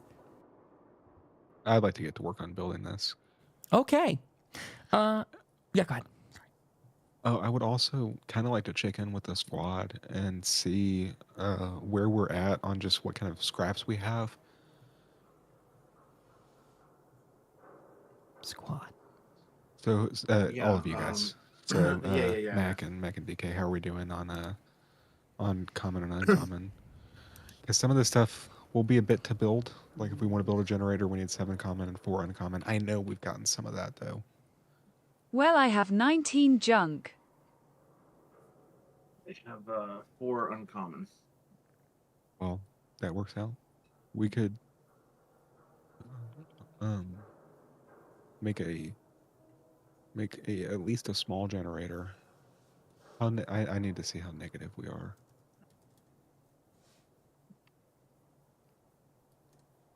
Yeah, pardon me, I'm pulling up these costs again. So we're -2. So we would actually, if we build a small one, we'll be positive. We'll have a surplus. Small generator, you said? Yes. Yeah. Yeah, 7 common and 4 uncommon to make that. That's what I see here, at least. I think that's what you referenced. Or is that different than the actual thing, the picture there? Pardon me, Sam. I don't mean to cut you off here, except to say, technically, there's 2 different ways. There's a discrepancy here between what that sheet of paper, the actual quest indicator says. It says 12 common materials, 6 uncommon. That is sort of a. I guess my text on there is not proper. It's cheaper if you want to create one. The quest marker itself for the power does want you to scavenge, and I think you guys have kind of already picked up on that it wants you to go to the nearby areas and look for that. But however, if you're urgently wanting to make one, there is a requirement of 7 common and 4 uncommon. It asks for people to have a science skill of 2 to craft that. So I think that's sort of the trade-off. It's cheaper to build one if anyone here has science of 2. Otherwise, the scavenging is kind of the other. That's the supplemental for the science skill, if that makes sense and sounds fair to people. I think it sounds fair. More power is not going to hurt you guys, by the way. Sorry, DK. Oh, I agree. That would work because I do have a science of 3. There you go. Then the option stands in front of you. DK can craft with Jim. He can make up to probably a medium generator. And if you get the science exclamation point skill, DK, that perk, pardon me, that is the perk card. That's the one that will let you eventually make a large generator and onto a fusion reactor someday. If you're interested in going that, that's more the crafting style. So, small generator you're crafting, is that what I'm hearing? Yes. Okay. So that's a small generator that you're going to install to help out the town. And let me see, do we have a... There is a time calculator on the building table we have. Pulling this up, it's a... Let me see, for a small generator... small generator, the game is saying will take 5 days to build. However, we could... I guess that doesn't change the amount of it. I think there's the other thing with building it from scratch. To build it from scratch will take 5 days for a small generator. It's about having, getting all those parts together. We can fast forward 5 days if people want to, by the way. The other information, though, is detailed on the others. Those ones were only going to take like a day to craft. Like the scavenger station would only take 1 day of honest work, as it says, and the other is 1 day for the trade post. So you guys can absolutely get the trade post done today, and if you guys are also doing the scavenger post, you can get that done within the day too.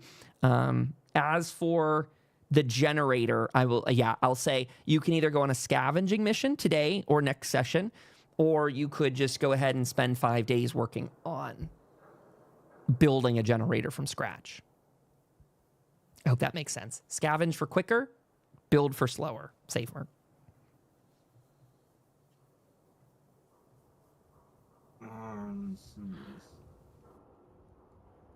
What are we thinking? I wouldn't mind just because we could just use the materials that we were going to use to build it on the scavenging station, and we could have a fun little adventure and look for the generators. Perhaps that would lead us on to other things that we're looking for as well. Yeah, that's true. We could do that. Ooh. Sounds good. Cool. I like your plan. With that being said, why don't we have Sam and the team here set up that trade caravan post? You guys have a nice little chunk of land here right next to the church, right off the side. If in the future, again, you guys want to move out any of the walls here, we could do that. That might be me just in the map editor later, scooching some of these around. But we can expand this, make this into a nice trading post. As a reminder to people watching this in chat or later on, this is going to mean that they can now welcome traders into the town, that there will be a place for their... actually, they might also need to create a Brahmin trough. I wanted to see about that. That was something it mentioned within there. I don't think this is going to cost you guys very much extra, but just to throw that on the laundry list to be formal about it. There was something about a Brahmin feeding trough. 10 common materials for a Brahmin feeding trough, if you guys are okay with making one of those as well. That'd bring the grand total of it up to 15, but we'll say that the trader's cycle starts as soon as the actual trade caravan post is put together. I don't know if there's a formal... Actually, it says it feeds up to 2 Brahmin, so maybe that means you could have more traders coming through. I'll just leave that as an optional, actually. That's what we'll do. I'm making it a overseer rolling on this. 5 common materials, and it'll take the day you'll build the caravan trade post. If you would like to kind of get your town a little bit more ready, and maybe you guys even want to start utilizing the town's Brahmin, that's just an offer, that if you build the Brahmin feed trough, that will open that for you as well.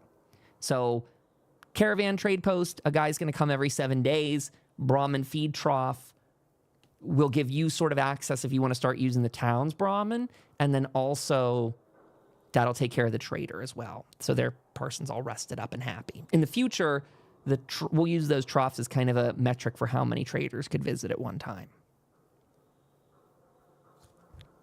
I'd like to build the trough personally, because then that opens us up if we can get the other caravan company out here. Yeah, that'd be great. 10 common resources, or junk, I should say, and for some unknown reason, that will take 2 days to build. That must be one hell of a trough with like bedrooms and... Oh, wait, it's just basically a folded sheet of metal. I don't know why it takes 2 days to do that, but it is what it is. So we will kind of do, unless you guys want to go out and do anything else, I will just say from an overseer perspective here, I think you all would spend the day probably hammering away, setting up a trade post. And maybe you guys could tell me, feel free to all of you speak in different, order here, whatever. But maybe you could tell me a little bit about what this trade caravan post would look like for you. Give it a little of your flavor. Like, how would it be a simple stand? Would it be building like maybe you're looking for something that's kind of like a barn attached to a trading thing. Maybe you're building this with the idea of Brahmin being able to kind of pull up into it with easy unloading. Maybe let me know whatever you think, and I'll try and incorporate this into the final design of it.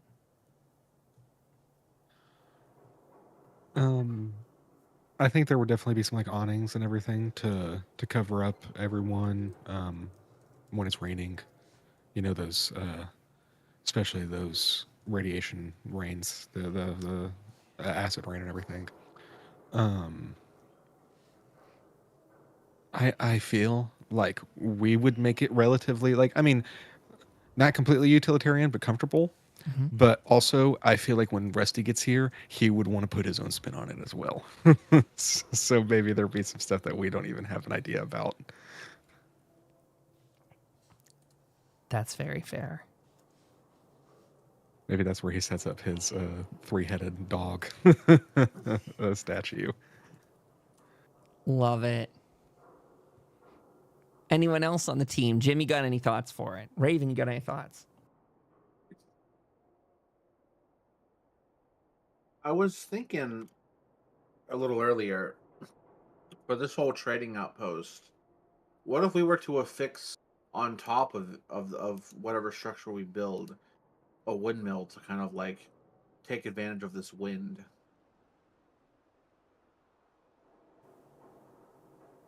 I think it would be awesome to build a windmill. It is very expensive to do it, though.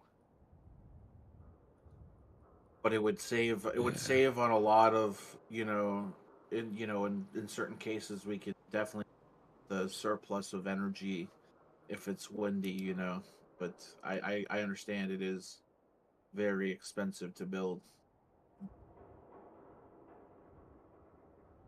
But a realistic overseer question. Why the heck is it so expensive to build?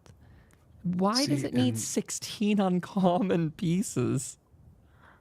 Because, my point was going to be, I feel like that is for people who aren't focusing on science, and we have a science guy, so maybe we don't need to actually focus on a windmill because it's so expensive, unless we homebrew it and make it cheaper.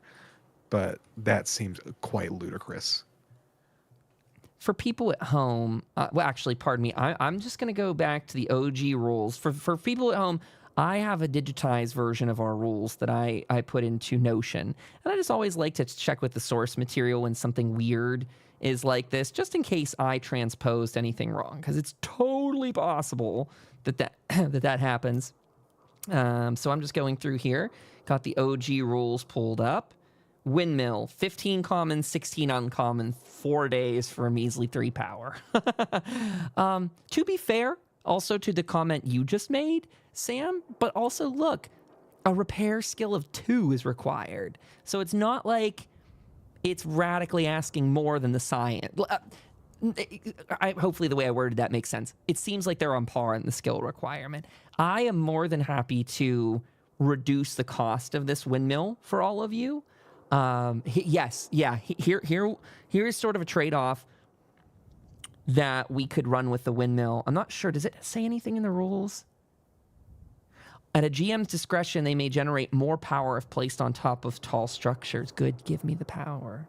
Okay, so these tall structures generate power by the wind turning the blades. While relatively simple to build, they take up a lot of materials for relatively little power. Windmills need to be built outside. So it's by their own intention that windmills cost a lot.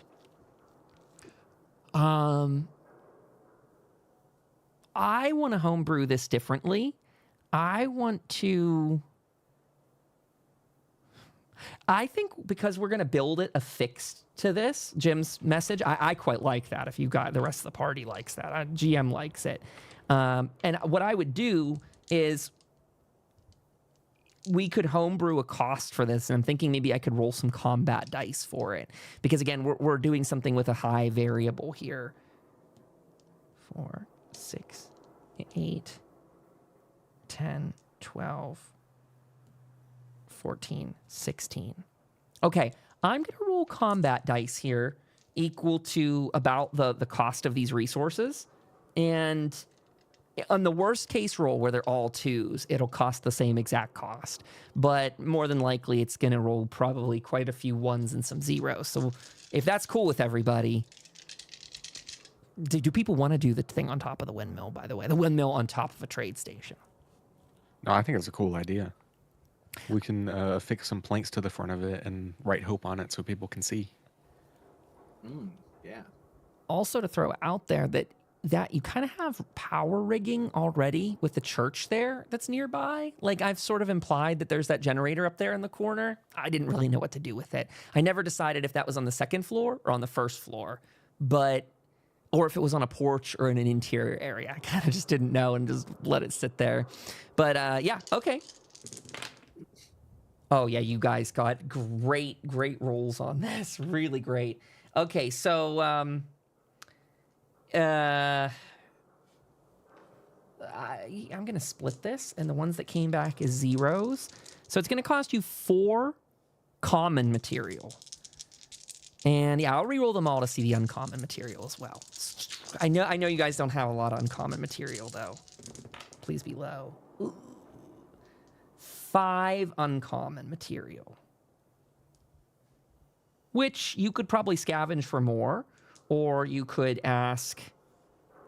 try and see if Terry's got any, or scavenging's probably going to be your best way to do it, is my thought. You guys could probably, with intention, set a goal to go out there and find some uncommon material. So, I think so. Just to write those down again, if someone keeps notes on this, that is 5 uncommon and 4 common. The implication is that the building that you're attaching it and affixing it to is already qualifying as some of the common material. You're counter to the rules, which really sound like you're building this very tall structure, like a very high up windmill, that you're spending a lot of resources just to build that height. Instead, you've already got the height. Now you're just affixing.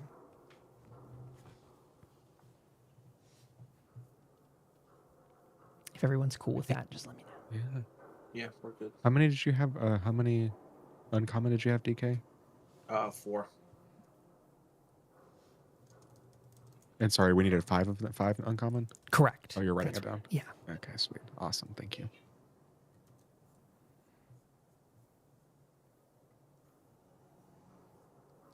Well, yeah, then we can check out some more stuff for the generator as well while we're doing that. Like we can try to find more scrap, extra scrap, so that we can just have surplus power and fill that quest out as well. Personally, now, is it Mac? Is it 19 junk? Is it common junk or uncommon?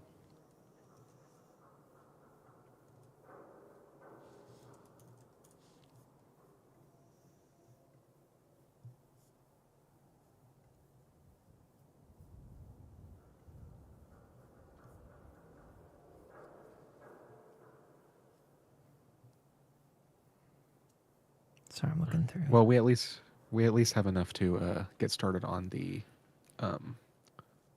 trading post. Indeed. I think combined we have enough to do both the trading post and the Brahmin thing.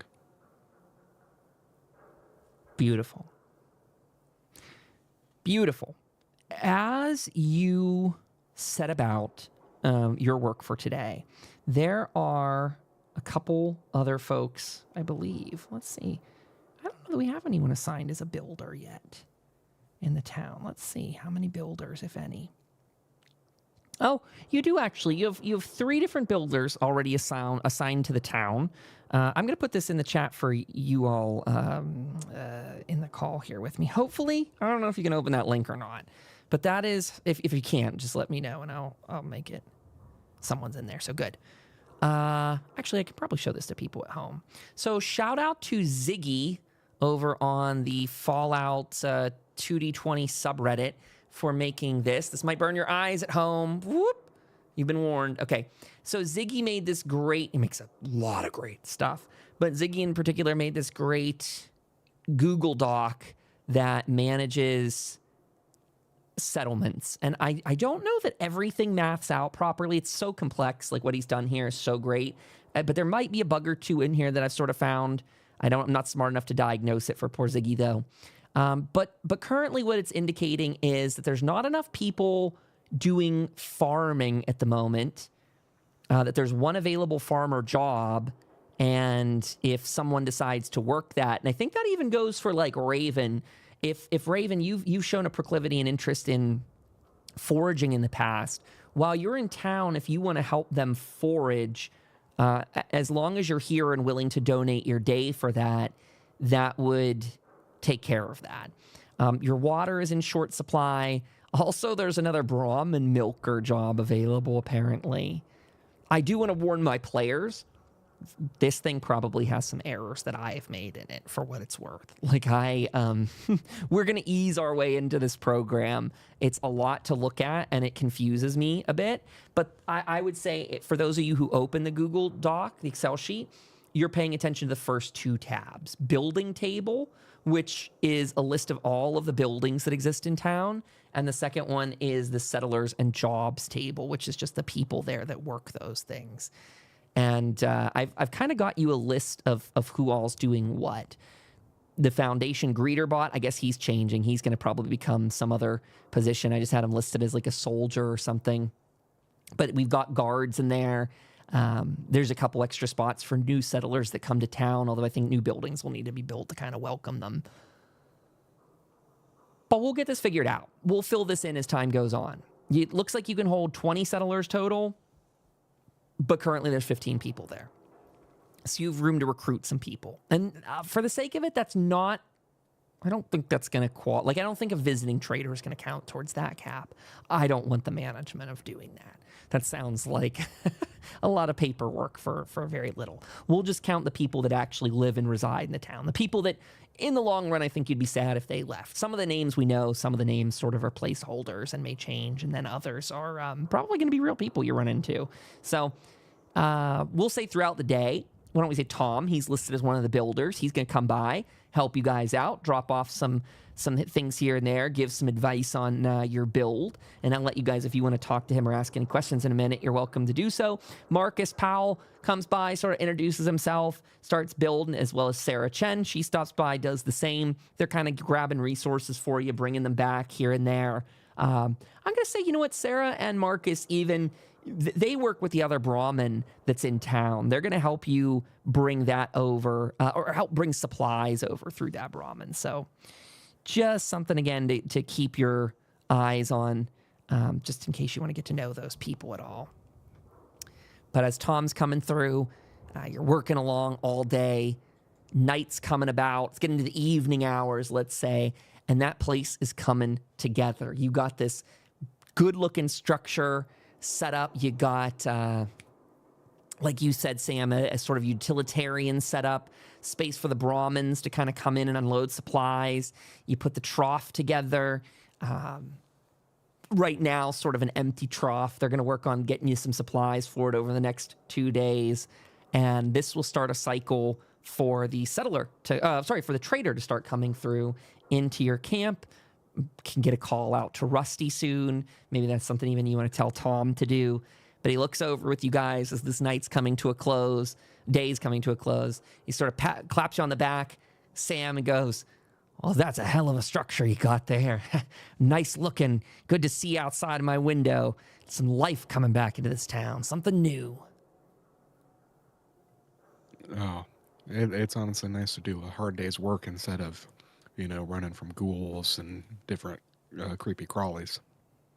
Well, I bet. Jim, how you doing over there? Are you a little more lucid after a day's worth of building? I'd say so. It's starting to come clear now. We got this thing all set up, and man, it's a lot of work, but we got it going. Oh, good look. I can see you guys are gonna install that windmill at the top after all. You decided on that. That's a smart getup. Especially on a windy day like today. Jim, that your idea to put that up there? That was. Oh, I like it.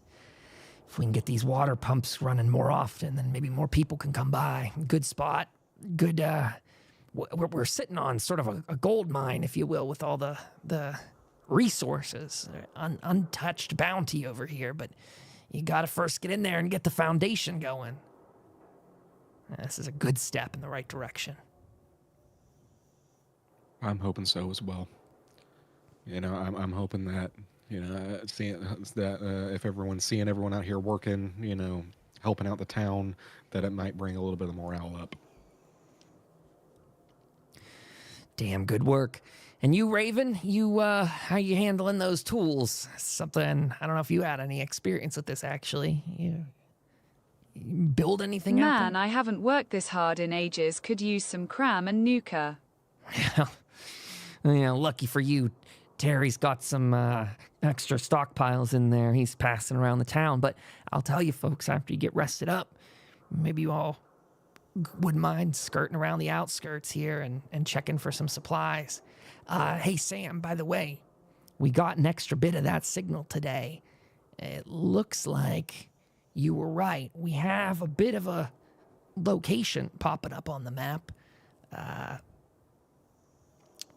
I think it's near enough by. It looks like it would be in the outskirts of Hope to the north, surprisingly. Sort of an area we don't often go up to. We're focused more here on the southern part of the town, but, something you might want to be interested in exploring. I'll write that down on my map. We need some extra supplies to finish up this windmill, so maybe we can go check that out while we're out there scavenging.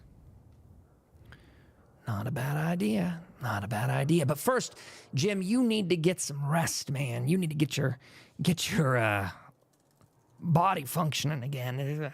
Don't have enough medics to keep you loopy for days to come. Plus, can't imagine that's good on your building. Yeah, I should get some more rest. Soon, things will start to wear down, and I'll end up back to forgetting where I am. Let's not have you do that. Okay, well, it's getting dark. I'm going to get ready to turn in, or at least get ready to do night shift of my own. Go make my way over to the cafeteria. Hopefully I'll see you all around here. Don't forget to tidy up your mess before you go. Probably catch Lena and the crew, and I'll be manning the station again tonight. Catch you around. Sure, sir, see you I later, could Tom. go You be safe. hunting for a rad stag or squirrel. You guys need food bad. Oh. There is something about hunting in here, Raven. I don't know where it is, but there is a hunting rule. Do. Sorry, Sam, you were going to say something too. He's interested, Raven, by the way. Oh, I was just saying goodbye to Tom. Oh,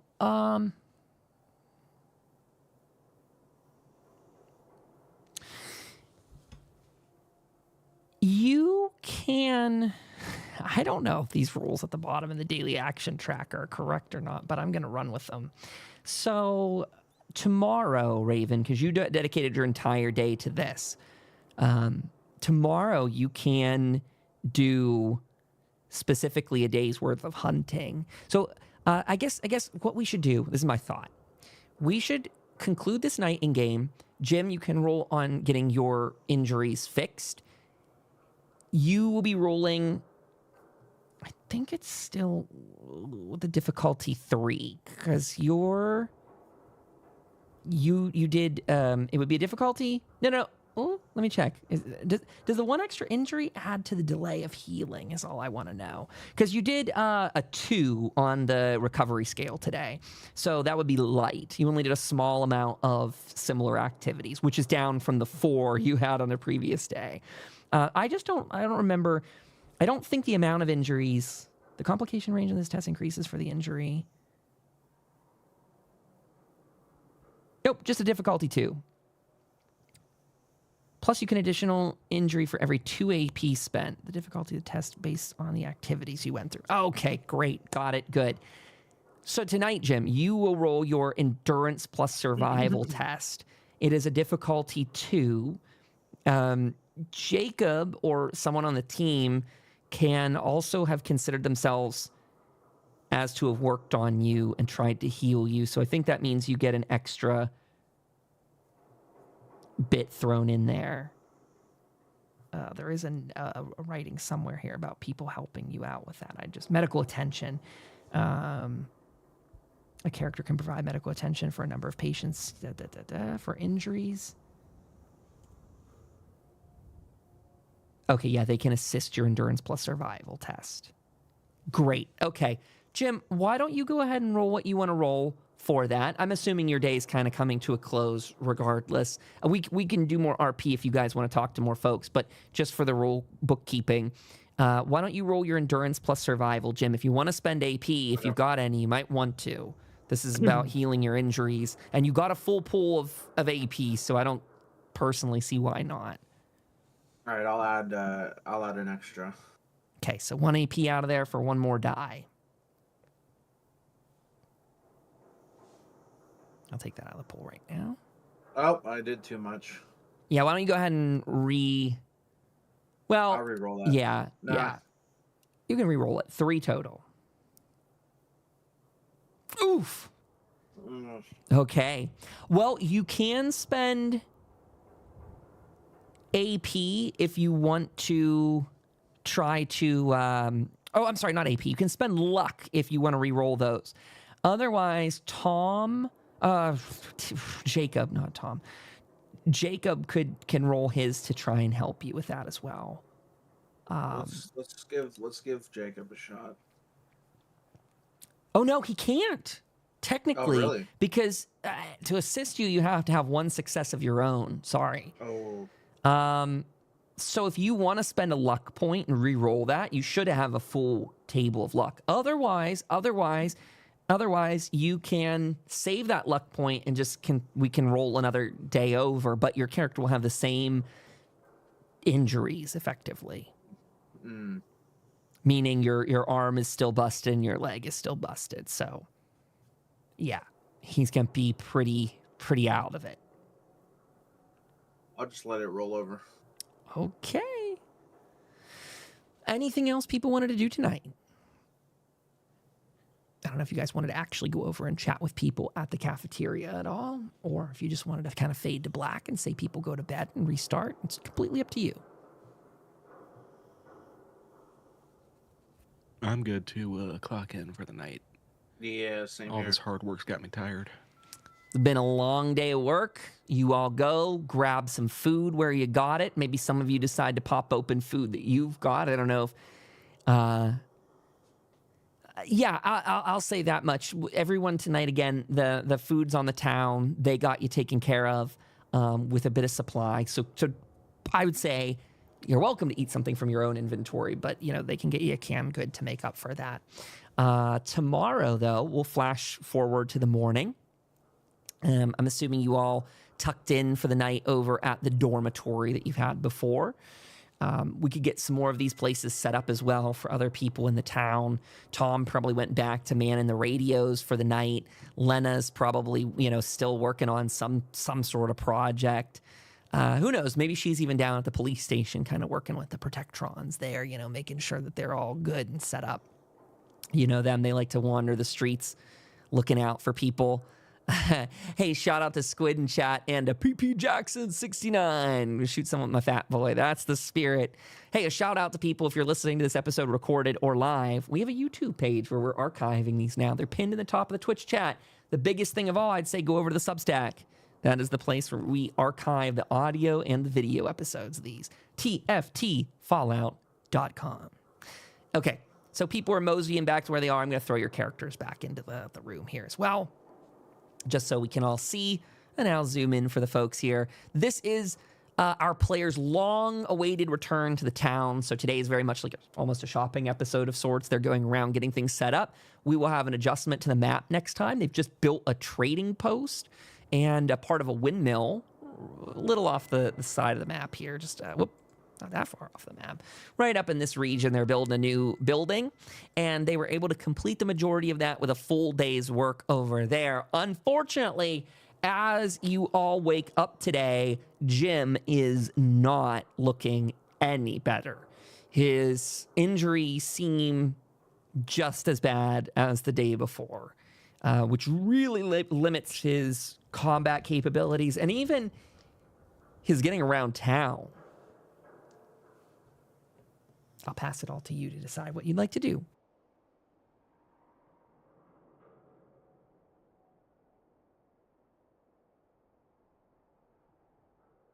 At the dawn, I will go hunting after breakfast time to help feed the people. Also, Jim, you look bad.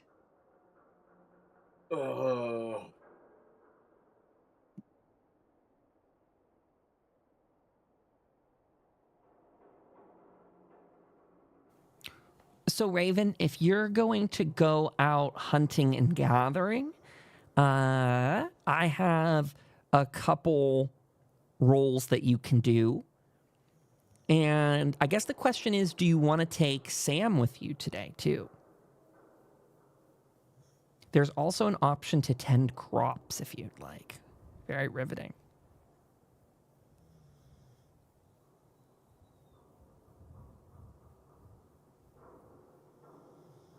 If you go out, you can do your foraging role and a hunting role.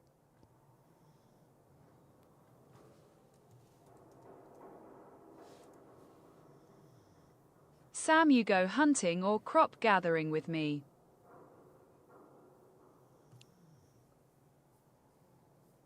If you want me to, I have a question. Could I also potentially build the scavenging station?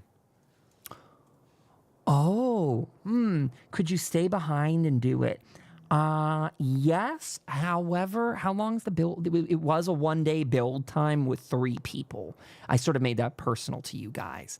So I'd say you could get 1/3 of it done today on your own. And if Jim helps you,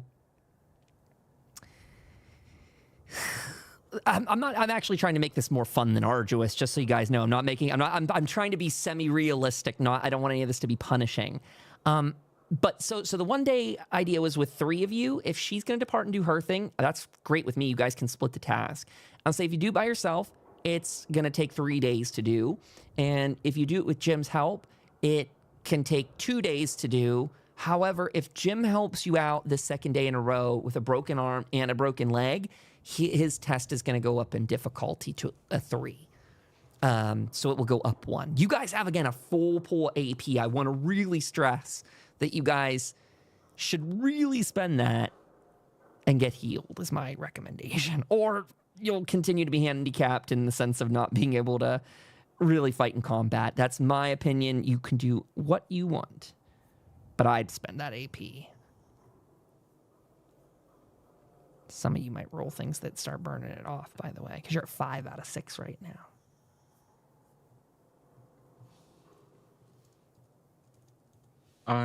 I'll roll with Raven. You're going with Raven then? Yes.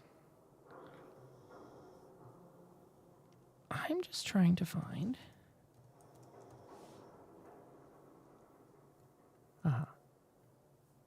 CRB. Really? Okay.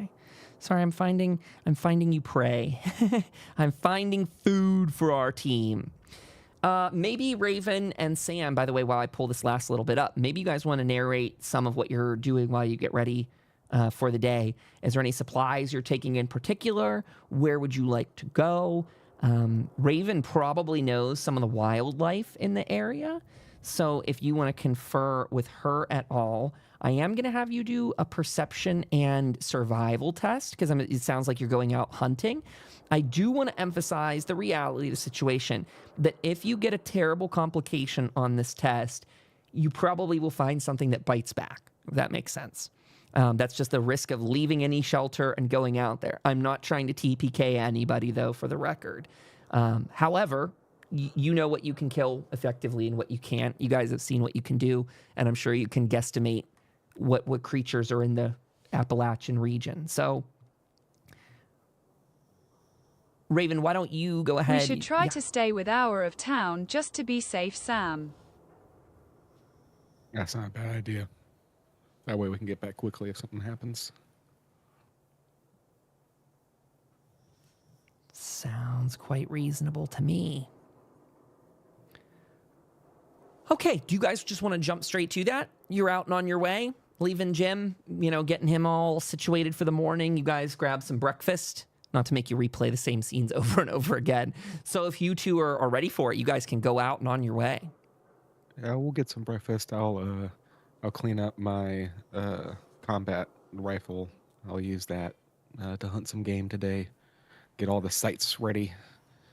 Maybe I'll pick some of the foliage around town and kind of do as Raven does with the kind of the tribal camouflage. Oh, I like it. Sugar bombs and check my bow. Oh, beautiful, Max. Got Raven's eating her sugar bombs in the morning. Let's see. I think as you guys are getting your breakfast today, kind of, this is a small town, things get around. I think you've got Terry who comes by this morning, and in his, morning greetings to you all, he's going to slide you 2 gifts that I'm trying to randomize here. What? Wait. So I think there's a thing I can roll for that. I just want to give you guys something because I think Terry would do that. I think that in a situation like this. Da-da-da-da-da. I see some things. These are auto rollers for issues of magazines. Ooh, you know what? Shit, that's what he's going to do. Hell yeah. He's going to... Oh my God, he gave you the future. He slid over a copy, The Future of Hunting, ? That sounds great. Maybe it's shit, but that sounds like a great issue. I promise you, it's literally what rolled out of here. It's a robot one. Okay, Future of Hunting. Wait, does it say the issue? Guns and Bullet issue. Okay, this one's against robots. Whoever wants to put this one in your inventory, maybe it'll still prove useful to you. But this is the Future of Hunting, and it's +2 combat dice versus robots, and for entire session/scene. Okay, Future of Hunting. That's the Guns and Bullets magazine. And what else does he toss out? And that was completely randomly generated, that it was the Future of Hunting? Yeah. That is eerie. Isn't it? Maybe you guys are going to want that. I don't know. For what it's worth, I didn't contend in my mind with throwing robots at you, but maybe he knows more than I do. Yeah, and he's going to throw 2 magazines at you because I haven't used these. He tosses a copy of Grognak the Barbarian. What sorcery is this? Let me check this issue out for you guys. What sorcery is this? Here we go. I saw it. This is gain +2 energy resistance against 1 attack. So I will put that in chat for you guys again. And this is Grognak. I may have spelled it wrong. I'm sorry. And this is Guns and Bullets. Okay. So he slides these 2 across the table at you and goes, "Hey, I heard you guys are looking for some magazines. Sam, I heard you kind of liked some of this stuff. We got some out of the store the other day. We're doing a little clean picking in these parts, and this towns are kind of, getting thin in this part. But hey, still find things, still work some magic. That's why they call me Terry the Trader, after all."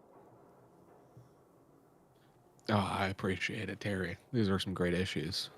There was a lot of long nights in Alaska where we weren't doing a whole bunch, so magazines kept me company. Yeah, they say if you read them, you're smarter.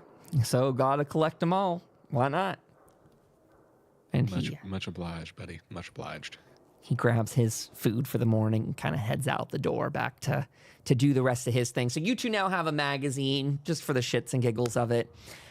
Sam, look, hunting book I will read at breakfast. Maybe I will be smart like Jim soon. Raven, if you want to read that issue, that will apply. I'm just speaking kind of because I don't know the future of this game. That will. When I say that, Chad, I mean I don't pre-plan to the T. We roll by the seat of our pants. That issue, Mac, is going to last through whatever your next combat is, probably up until your next major combat. Meaning, you know what? Assuming I know you guys are going to go gathering things as well, I'm going to let this issue, both of your issues, if you so choose, they'll last kind of what I'm imagining throughout this week or however much time you guys are taking around the town. It says through the end of a scene, which could be a session or could be a multi-session thing. So these are not going to wear off overnight. They're not, so you can apply them if you wish, or you can save them for a later time. Realistically, you probably in game need to spend, I don't know if it says it anywhere, but probably about 30 minutes to read these. You perfectly have that time right now, Raven. I just want to say that you cannot have bullets flying at you from a raider and like duck behind a rock and be like, I'm gonna read this whole magazine. Unless maybe you have some savant perks in there. Maybe that changes it later. There might even be perks that override that. But I'll just say, without consulting the rules, I think there's something in there that does take you maybe 30 minutes to study it. So Just so you're aware, apply it if you wish or not, but do let me know. Okay, I will read it. Okay. So which one are you reading, by the way, Raven? Which one did you pick?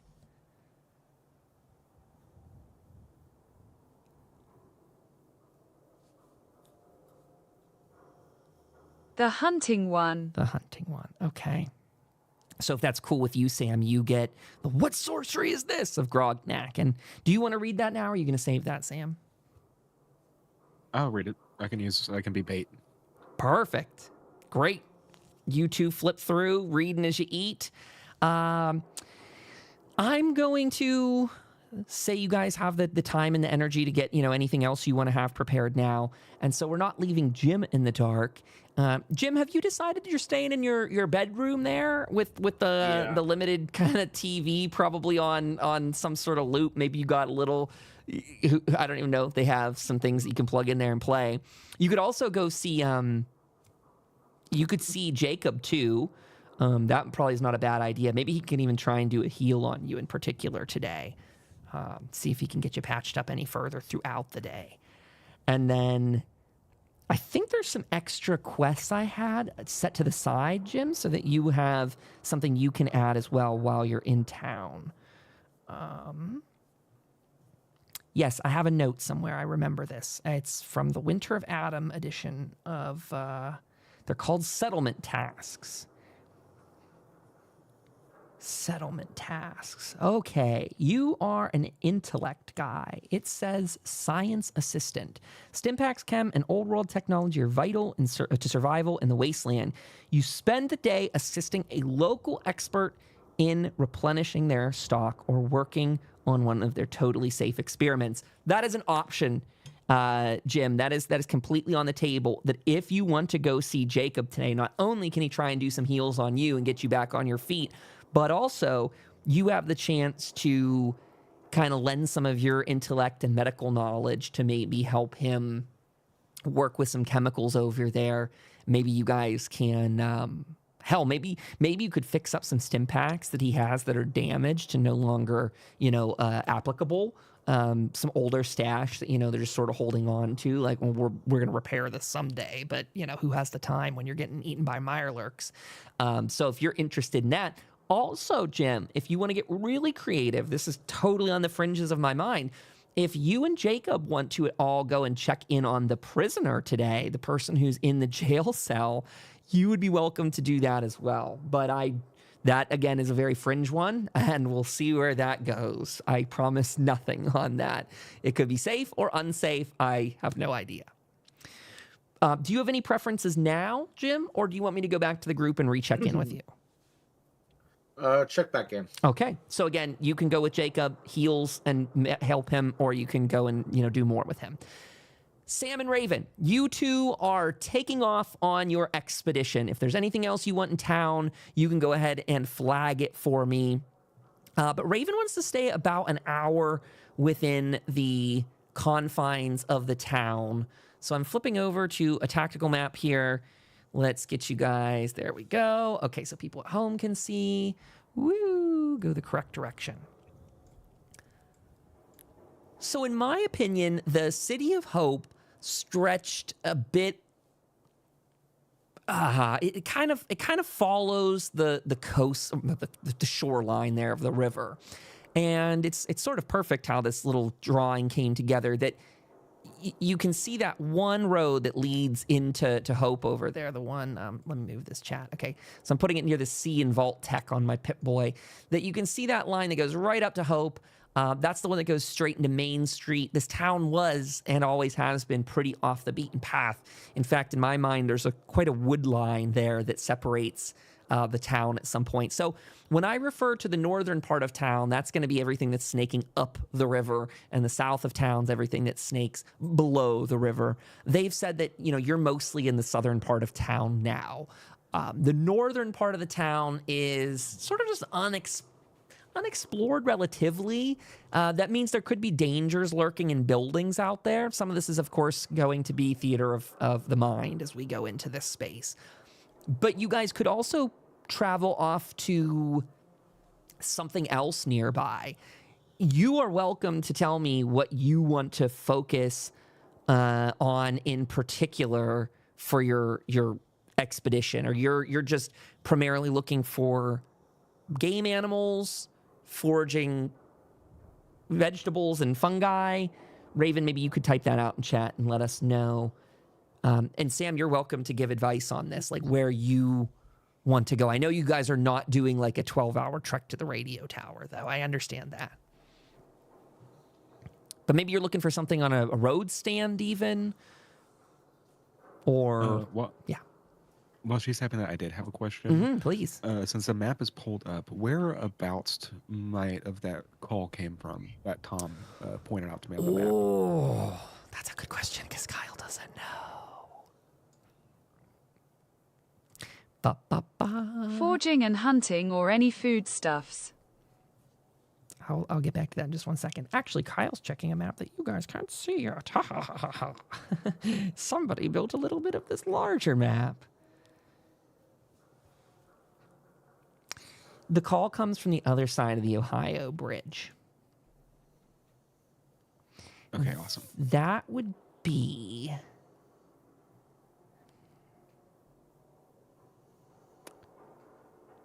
I want to say, for sticking an hour in town, a little bit too far.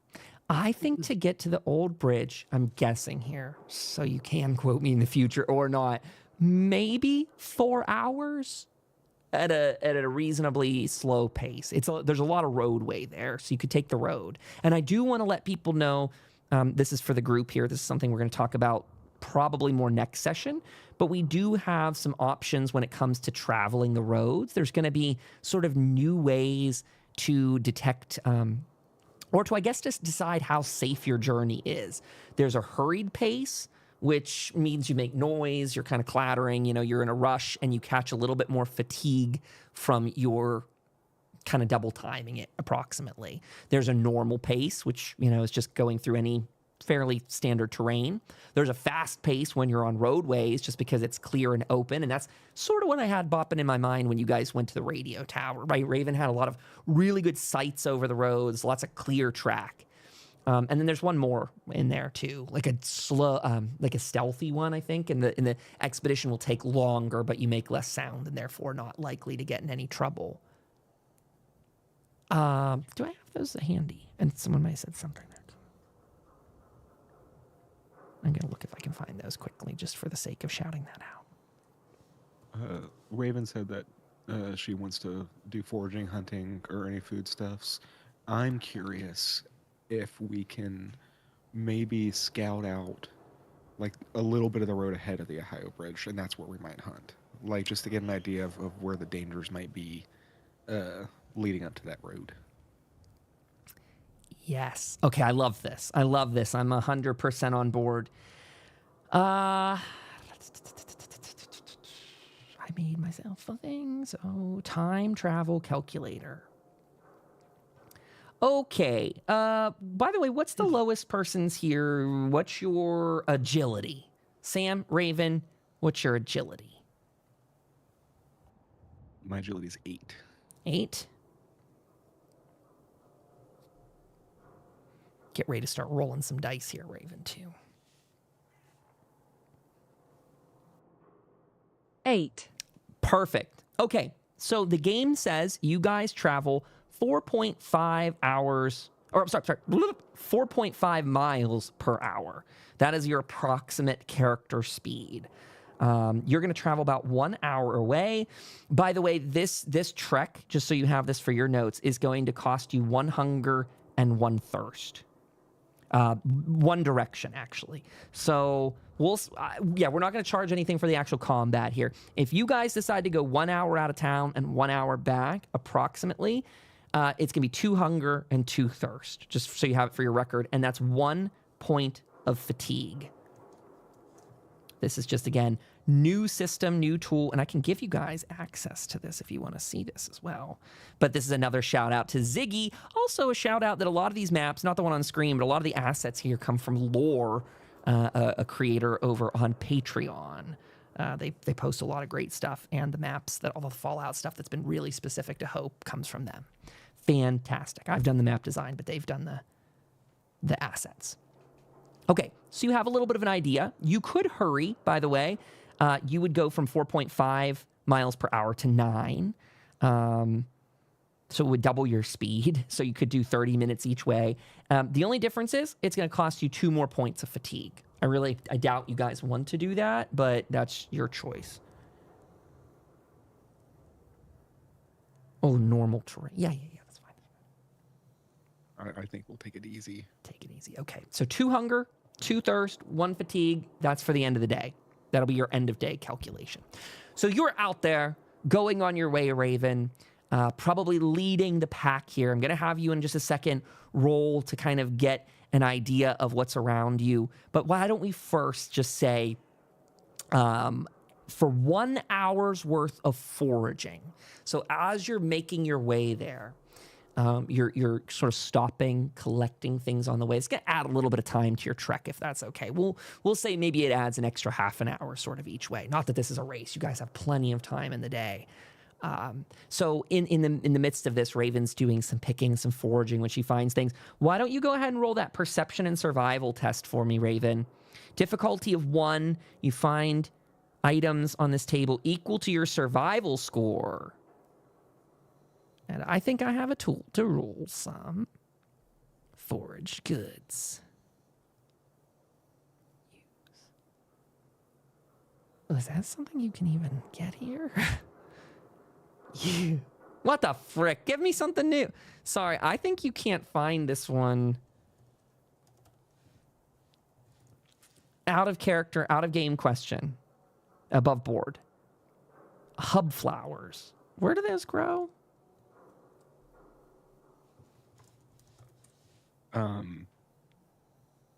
I would assume I have the only hub I know is the hub in California, but I'll look it up. I'm seeing it as a consumable in Fallout 4. So it is to the East Coast, at least. There are soot flowers in 76. Are those the equivalent, maybe?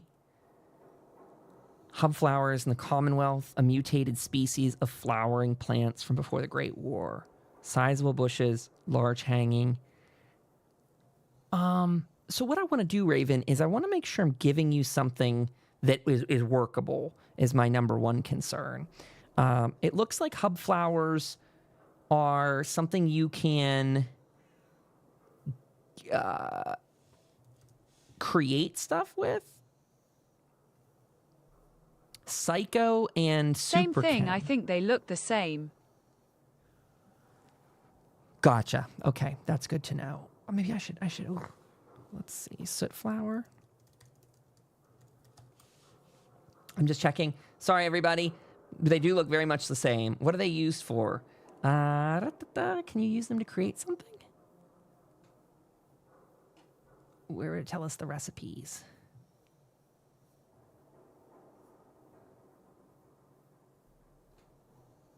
Oh.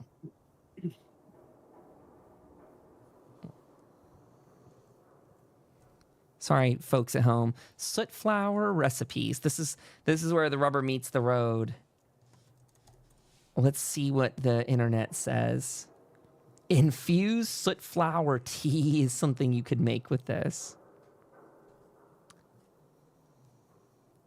What does it do, though? Oh, adds to your AP. Ooh. Okay. We're homebrewing it. If you're okay with that being soot flower, your other option is that you take the hub flower, and we say that that's sort of in the region too. I'm not opposed to invasive species in Appalachia, especially you're up north further than what we're used to in the game anyway. So it's your choice, Raven, whether you want to find hub flowers, which are a formal thing in the game already, and those have formal recipes attached to them. For example, they make super chems or psycho. The other option is that you gather the soot flowers and we'll homebrew some sort of soot flower tea for you. It'll be a drink and it'll probably give you an AP. I will take the hub flower. Okay. So she gets a hub flower equal to your survival score, I think it was. Yep. You get, what's your survival score, Raven? What do we see on there? 6. You get 6. 6 hub flowers. Very easy. You should be able to add it to your inventory. It should be in the game already.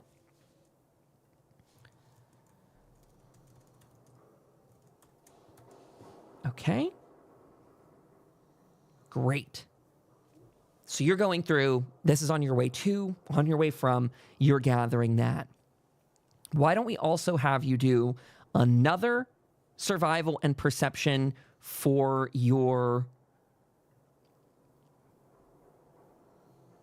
yeah, okay. You're hunting wildlife now, so we're out here. Oh, I should change some of our music so we're not in the city. We're out in the countryside here. Pardon me, everybody. I'm not good at managing both of those, it seems. So as you're getting further and further out of town, and you said, Sam, you're going to head towards the Ohio Bridge. Is that correct? Yes. You don't want to cross it? You just want to go to it? Or you want to try and cross it? I'd like to check it out. Like, just... okay. I was trying to figure out... you said whichever one was 4 hours away from us. Yeah, the signal. The signal itself. So it's on the other side of the Ohio Bridge. I'd like to check out the bridge. Maybe we'll cross it when we get there. Okay. Maybe we'll see what it's like up there. You know, there is the question I'll ask. How do you guys approach the bridge? I'm guessing since it's 2 of you, rather stealthily. Or are you just walking down the center of it? It's completely up to you. I would say stealthily because of that exact scene in the Fallout TV series. Oh, brilliant. Brilliant. By the way, these are not trick questions. Kyle does not have an enemy planned on the bridge. I really don't. That sounds sarcastic, doesn't it? Like it feels like I'm lying when I say that, but I promise I don't. Okay, so Raven got her stuff there. Yeah, Raven, why don't you do us another survival perception? I do want to check one roll before you do it, though. Just give me this pause. A Mr. Multi-roll tonight. Because I got all this new stuff. While you're looking that up, I wanted to comment. I don't know if you mentioned this, but I was reading it just now, and soot flower and hub flower are the exact same thing, apparently. It's just naming conventions based on where they are. Oh, I didn't see that. That's wonderful to know. Raven, you were absolutely correct. Good work on that. I feel bad. The page I'm looking for is not revealing itself to me. I wanted Raven to do... Let's see. Aha. That's why. Okay. There we go. Okay, Raven, so...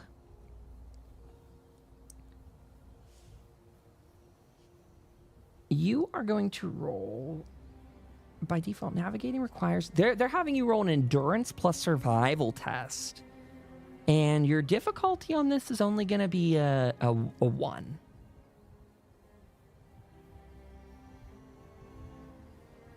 Nope, wait, it's perfect, it's 2. It was 2. Sorry, I had it wrong. You nail it. Sorry, it's not an action point back in your pool. So sorry.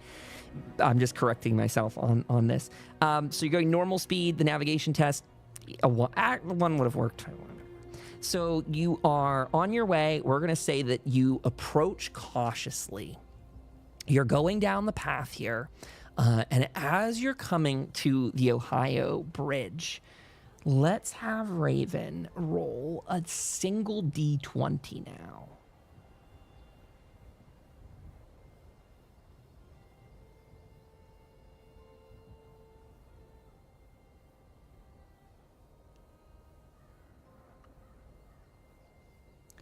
As you begin approaching the bridge,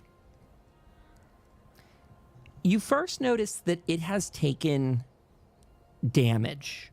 That parts of it, being a rather large bridge, in fact, is probably connecting some of the Appalachian territories to Ohio, much like the Silver Bridge down in Point Pleasant. That this bridge, maybe even in the pre-war, you could see it seemed like maybe it was under construction for expansion. that there were some machines and all of that actually still out there and kind of collapsed into the water now. At a distance, I think you notice that there are some people who are held up on the bridge. They look semi-fortified, but at a distance, you can't really tell what their attire or insignia is. It's not power armor, that's for sure. You guys could go further and investigate, or you could, go off more into the wilderness if you'd like. You could try and communicate with these people. The world is your oyster. How do you guys feel?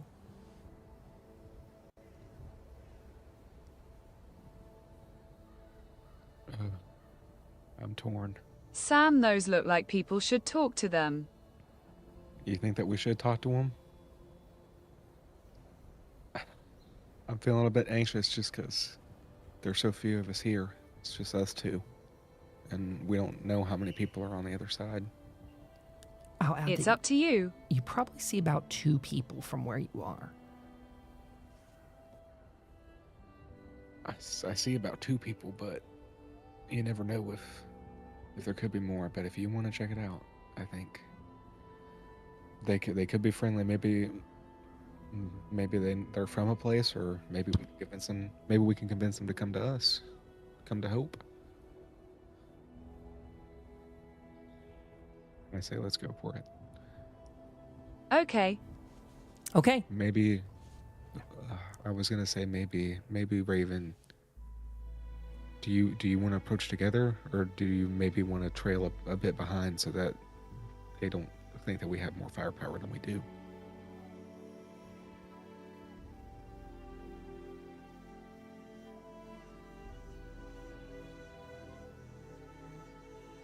We'll hide in the tree line. Already, I know that you got me if anything goes south. Okay, With Sam. that, I Yep. will depart. So you're going up the center of the path right up onto the bridge, is that right? Yes, slowly. Okay. And I kind of, as I approach, I kind of yell out, hello. I'm friendly. Are you friendly? So as you're getting up to the range where you can be heard doing that, Sam, firstly, what you notice in this close proximity is these guys seem to be scavenging as well.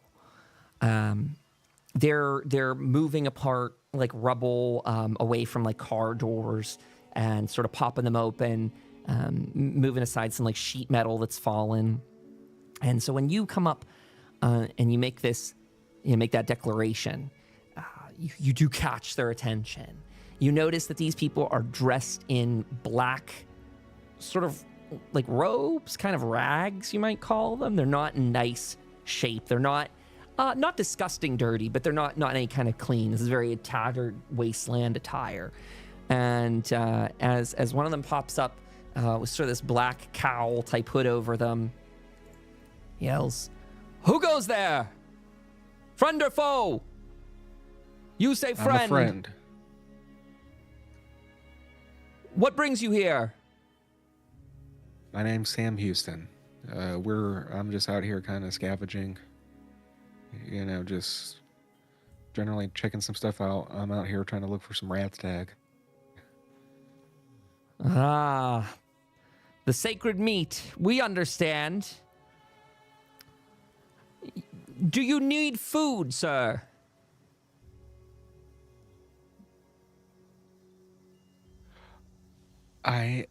I want to talk about Boar real quick. Uh-huh.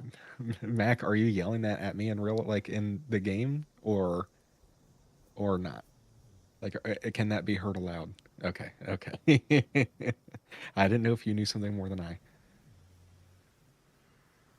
Okay, sorry. Okay. Sure. Sir, I'm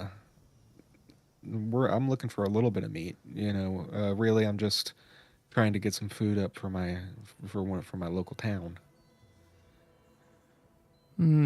town. We have a local establishment ourselves on the other side of the bridge, if you would be so interested. And I'm not sure if you're getting much closer to them, but as this conversation is going on, they've kind of gotten closer to you in the sense that they're probably still on the bridge, but they're no longer like sort of hunched over scavenging, that they're both stood up and looking your way. One of them has a rifle at the hip, but it's not pointed at you. The other one doesn't seem to have any... well, they have probably like a tire iron or a crowbar in their hand at best. You notice that on their kind of robe, there is a white infinity symbol sort of painted on the front of it. And yeah, he says, we have our establishment and we could give you some food if you're starving. We take care of those who seek aid in times of distress. Not particularly starving, but I would be receptive of a nice meal. I appreciate the hospitality. Let me ask you something. Back in the day, I don't know if y'all were alive before these bombs dropped, but that symbol on your chest, it stood for, I guess the concept of infinity. The idea that there of everything, of limitlessness. What does that symbol mean to you? Well, it represents the orb, of course. All who seek knowledge seek out the orb. As you do, I assume? The orb. You might need to refresh my memory a little bit about the orb. Is the orb at your place? Indeed it is, as is the Eightfold Speaker. The orb has freed us of our burdens. All of our questions are answered. Ask of the orb, it knows all. That is our way.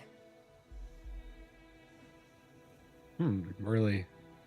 That's quite interesting. My pal is down the road a bit. They're out there hunting. They stopped for a break. I might go back there, talk to them, and see about going to meet this orb. It is brave of you to make a decision without consulting the orb, but I understand not all are graced by its intelligent design. I myself am only here today because it instructed me so. It's just, unfortunately, like you said, I don't think that I'm quite as connected to the orb. I haven't really gotten told by the orb what to do yet. Hopefully, maybe you'll be able to teach me that. It is a certainty. I would be happy. Or maybe ask again later at your request, but we will happily take any in that need it, that want it. But we will not push ourselves upon those who do not seek knowledge. You may consult with your friend. We will be here, gathering what we have, what is available, and what may be. Oh, well, not pushing your beliefs on other people is more so than what a lot of people did in the pre-war. So that's better. I'll go talk to my pal, and maybe we'll see you again. Thank you. Indeed. I say awkwardly as I start to just kind of back away, like really slowly. He puts his hands out to you in just a kind of a circular gesture, almost like a hand heart, but just a circle like an orb. And he says, consult with your friend. Consult with us when you're done. The outlook for this is good. I have my answer. I kind of relay the gesture back, but not nearly as spherically or as perfect as he did. And I say, and may the orb be with you as I step away. He nods, unbothered by your not correct saying. I'm gonna head back to Mac. Sure. Raven, I don't know what those guys are drinking over there, but they seem pretty obsessed with this orb thing. It's something that we could check out, or it's something that we could wait on. But they seem pretty friendly. Although, I'm definitely getting some strange vibes from them. I think it's orb singular. I think it's just the orb. Like a ball. Oh yes, like a ball. Weirdos. Yeah, I'm thinking maybe. Makes me a bit nervous to go down there with just the two of us, though. Maybe it's something that... Mothman only way. Yeah. I'm more inclined to believe you every day about that. Maybe it's something that we check out when we have the gang back together. Maybe a few of us can stay by and kind of keep watch. Because that, I don't know if it's going to be good if we get potentially trapped in there alone with no one knowing where we are.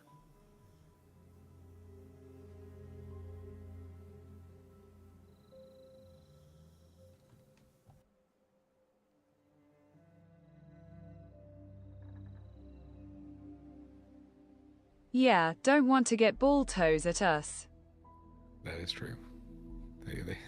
Who knows how big that orb is. Do you want to go? We can go ahead and go on a search for some game in that case. Maybe see what else is out here.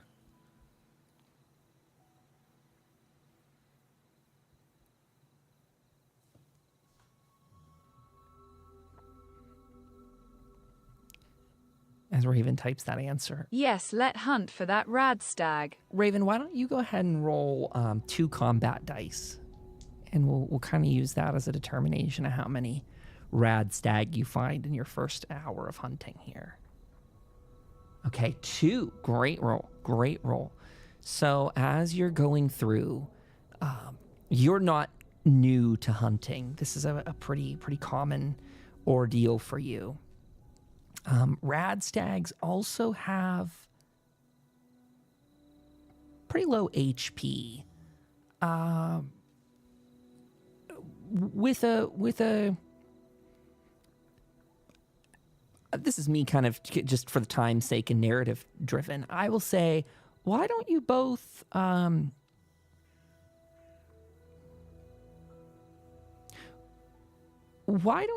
roll a medium damage weapon just to see how much damage you two generate? And my kind of narrative approach to this, unless you guys want to flavor it differently, is that with Raven's, stealth expertise out there, 2, 4, 6 damage, okay? And Raven, what do you do with a medium range weapon? So that could be your bow, for example. I think we need to get some upgrades to your bow, too, by the way. If you want that to stay competitive, I think it's time to start augmenting that in the next session or so. Paul, that was really funny. Paul in chat says, have a spherical day. Damn, I should have thought of that. Another 4 damage. With that, you guys take down easily the 2 rad stags that you were hunting. Maybe even in quick succession. I don't know if you guys had it planned out where you kind of let it fly at the same time, that she sends her bolt at the same time. Or maybe even a second after, Sam pulls the trigger on the louder weapon there. Because hers is a stealth suppressed weapon. 2 rad stags down. You are able to go over Raven, and at difficulty 0, you're going to be able to loot these things with an endurance plus survival. While you get ready for that, though, I'm going to pop back to Jim. Jim, you're still here and alive, right? Yes. Sorry if I left you too long, my friend. While Raven does that, there's the scavenging details I put in for her. So why don't you and she can take care of doing that test. It's nothing new. It's something she does all the time. Raven, go ahead and roll those. I think it said 2 dice for that. So, Jim, we're going to get you set up with Jacob, that you went over there and let's see, he's able to help you. We learned that today in our settlement mechanic here that with whatever his station is, he can actually do an extra heal per day.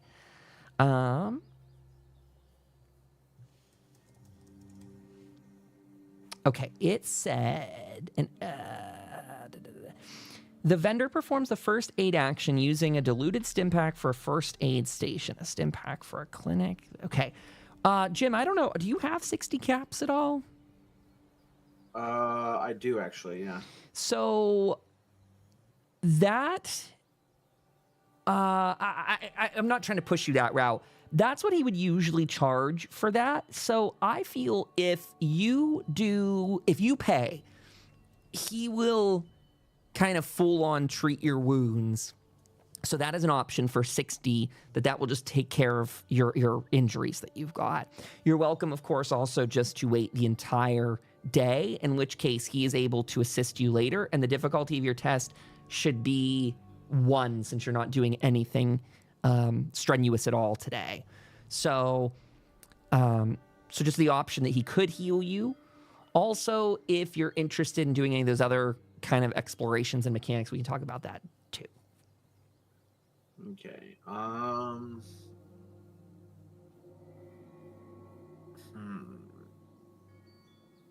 don't think I want to pay the 60 caps.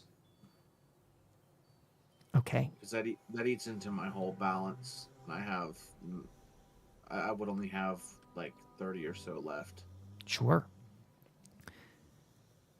Do you want to try doing any of the assisting Jacob, by the way? He had offered and may still offer if you want to help him kind of refill and fix up some stim packs in there. That's not going to tax you physically for today. It won't make your difficulty go up. So you're welcome to help him if you'd like, and he may give you some as a reward too. Sure. Why don't you go ahead and roll just a difficulty 1. Yeah. We'll do a scaled option here in succession. So I think this will go with your repair and intelligence skill. You could also use your medicine too. Medicine and int is fine as well. You can choose. But he'll give you 3 scaled tests. If you succeed them, he'll give you supplies in accordance to it. So difficulty 1, difficulty 2, difficulty 3. Any of them that you pass, the highest level is what you get. So if you want to start off just a difficulty 1, repair and int, or medicine and int, roll it on up. Okay.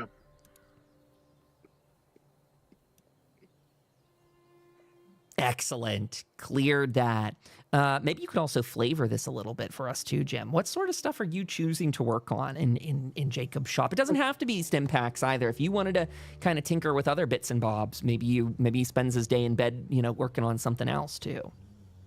No, the stim packs is just what I'm doing. Excellent. Fixing some busted bits and bobs there. They have some weird dangly bits on stim packs. If you look at them close up, they're sort of weird. Go ahead and roll us another version of that test. This is the difficulty 2. If you want to spend AP to get some supplies, you absolutely can. Sort of how this trade-off is working. You guys got a big pull. Ooh, actually, now, Jim, you might as well spend some on this next because your pull is now maxed at, that was perfect. You got 1 extra. You're 6 out of 6. So you're getting 2 things, and then the third test is coming around for you. This will be a difficulty 3. So if you want to add 1 or 2 dice, you might as well. I'll do 2. Okay. You're adding. Go for it. I'll take you out of the thing here. Oh, wonderful. Wow. Damn. Back to 5 out of 6 on there with that crit. So the way this works, you filling and reworking and messing with these things, you, Jim, at the end of the day, Jacob comes by and says, "Oh, here's hoping a good day of rest will get you back on your feet, Jim. But you did a hell of a job here with everything you fixed up today. We got some great stim packs back. You fixed up a couple super stim packs, so please take this one on the house. And here's 2 more stim packs that you could maybe share with your buddies as well, something like that. But you deserve it for today. That's a hell of a good fix." 2 regulars and 1 super stim pack for just sitting around in bed all day. Not a bad haul. Okay. Let's see. Not a bad haul. And then while we're on you, Jim, we'll go ahead and roll your endurance and survival. Oh God, there's so many rolls and so little brain cells in my head.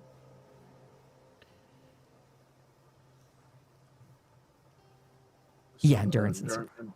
Okay. Yeah. Alright. Mhm. And that's only a difficulty 1 because you were very restful today. Okay.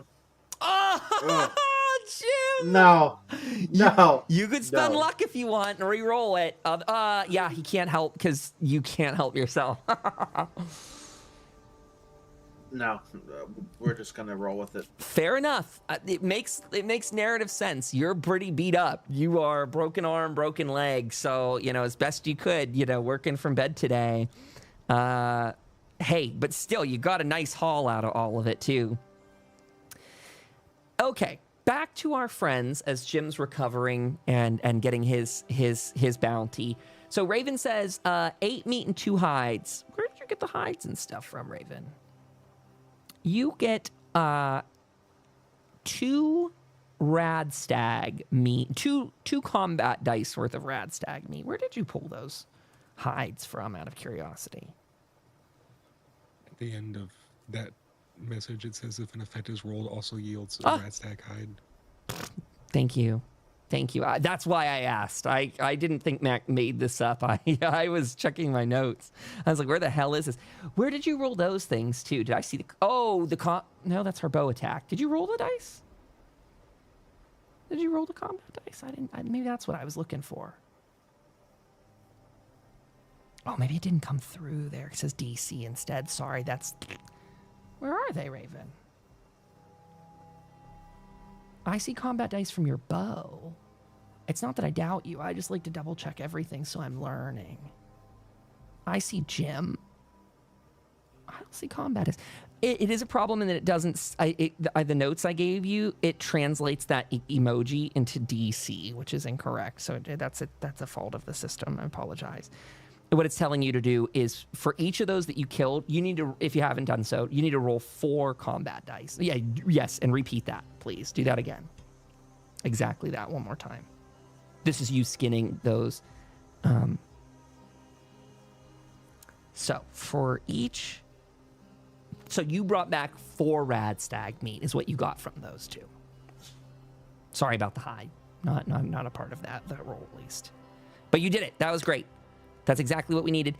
And, oh, well, wait a second. You roll the endurance and survival tests? Sorry, Raven. You did up above. Maybe that's the one she did right before Jim. I guess you get all 4 meat, you get 1 action point back. That's what's the math. There we go. I was trying to... It was a 0 difficulty test. Raven rolled 1 success earlier on her survival and endurance. And so you get the 4 meat, and you get 1 AP. I think that might max your AP pool out too. Or it's already maxed, so. No, that I added. Thank you, Scott. I appreciate that. We are down to the last 8 minutes for tonight. What is the last bit of the plan? Are you two going to return home with your haul of soot, flour, meat, and knowledge of the orb? Or do you wish to stay out here on the road tonight and pick up here next time? I'm plenty thrilled if you guys want to decide to go back home. It's technically, I guess at the end of the session, night will fall one way or the other. So We should head home, Sam. I agree. I think that's good. Do you have any snacks for us? I have some water that we can drink. I mean, I guess I have some brain fungus I could eat. But we gotta eat and drink something before we head back. Is it going to affect you guys from going back? You're taking only 1 hunger and 1 thirst. Oh, I guess I thought you had said something about like it taking 1 and 1 to get there. So I thought you were saying that we need to drink 1 to get back. It is costing you 1 each way. Does it hurt you to do it once you get back to town? I guess that's my question, because I don't know. I need to look at your character sheets for a second. Sorry. Oh, yeah. I don't know exactly. Like I would be fine with doing it when we get back in town. I just don't know if it actually. I does have anything rad wrong. stag stew and bean soup we could eat. Because what this is going to do, this is a great time to explain this briefly. As we begin to wrap up for the night, everybody, this is a good time to kind of do our last little bit of rule checking here, just for a second. So, good question, Sam. To get to the bridge, 1 hunger, 1 thirst, and you get 1... We'll say 1 fatigue at the very end of this encounter. This, when you get back to town, you'll be considered fatigued by 1 level. So if you want to note that in your chart, what happens when you drop down a level on your hunger? Is that anything consequential? Is what I guess I want to see here. And and I guess I also forgot that it's like kind of like a 1, 2, 3 system, right? Like we have 3 hunger or something like that. It is something like that. I don't have it in front of me, which is I'm trying to pull that up. I apologize. So, I guess I shouldn't worry too much. I forgot that it wasn't just like a binary thing, like you're either starved or you're not. Correct. You are correct. Maybe it's under healing. Let's see. I think it is under healing. I think it's on this page that we're always on, and I never... food and drink. While proper nutrition isn't common in the wasteland, a decent snack, hearty meal, refreshing beverage, a vital part. You recover... That's not the stats of it, though. You guys have a quicker way to see it when you select what you got. Could you tell me... maybe I can even go to your character editor just for a second. Not that I'm going to save this, but I just want to see. So quenched, you would have gone down to hydrated. You drank recently, but still could drink more. After 2 hours of being sated, you become thirsty. Well, that's a typo on their part, isn't it? Because that's talking about food. Yep, that's a typo on their part. That's interesting. I caught that. So after 2 hours of being hydrated, how long is quenched? After an hour of being quenched, you become hydrated.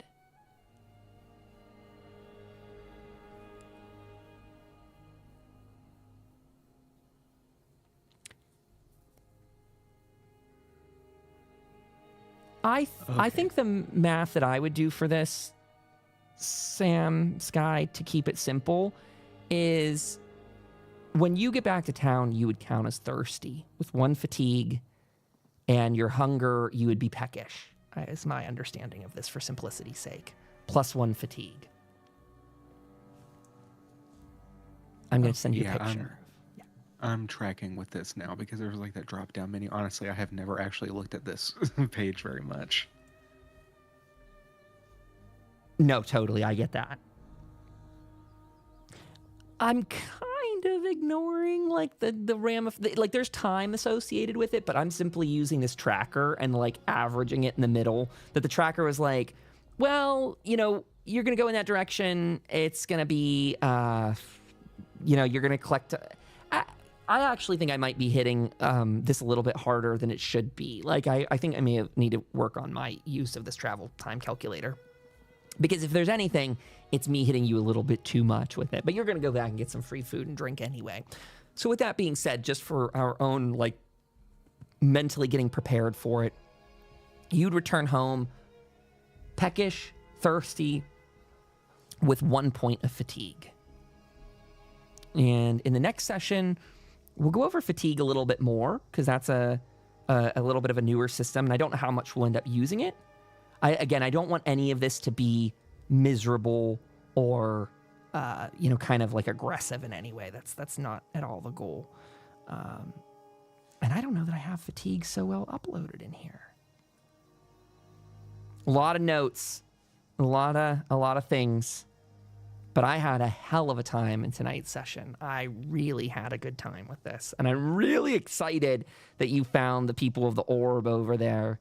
That's really cool. So as you're coming back into town, night is falling. There's a bit of rain clouds coming over the horizon. And in fact, as you get back into Hope, you get the same kind of murky, kind of dreary vibe with it. You know, there's a lot of... it's what you've come to know from Hope. It's almost a little bit of its charm is that for as often as Hope is pretty and nice in this Appalachian countryside, it also has its days of, you know, great rain. And that's what you're experiencing here and now. As you pull back into town, you two kind of wave at the guards as you go on through. And is there anything outstanding that either of you two, or Jim even, is there anything, I'll start with Sam and Raven though, is there anything outstanding that you two want to do here in our last couple minutes of time? I don't. Okay.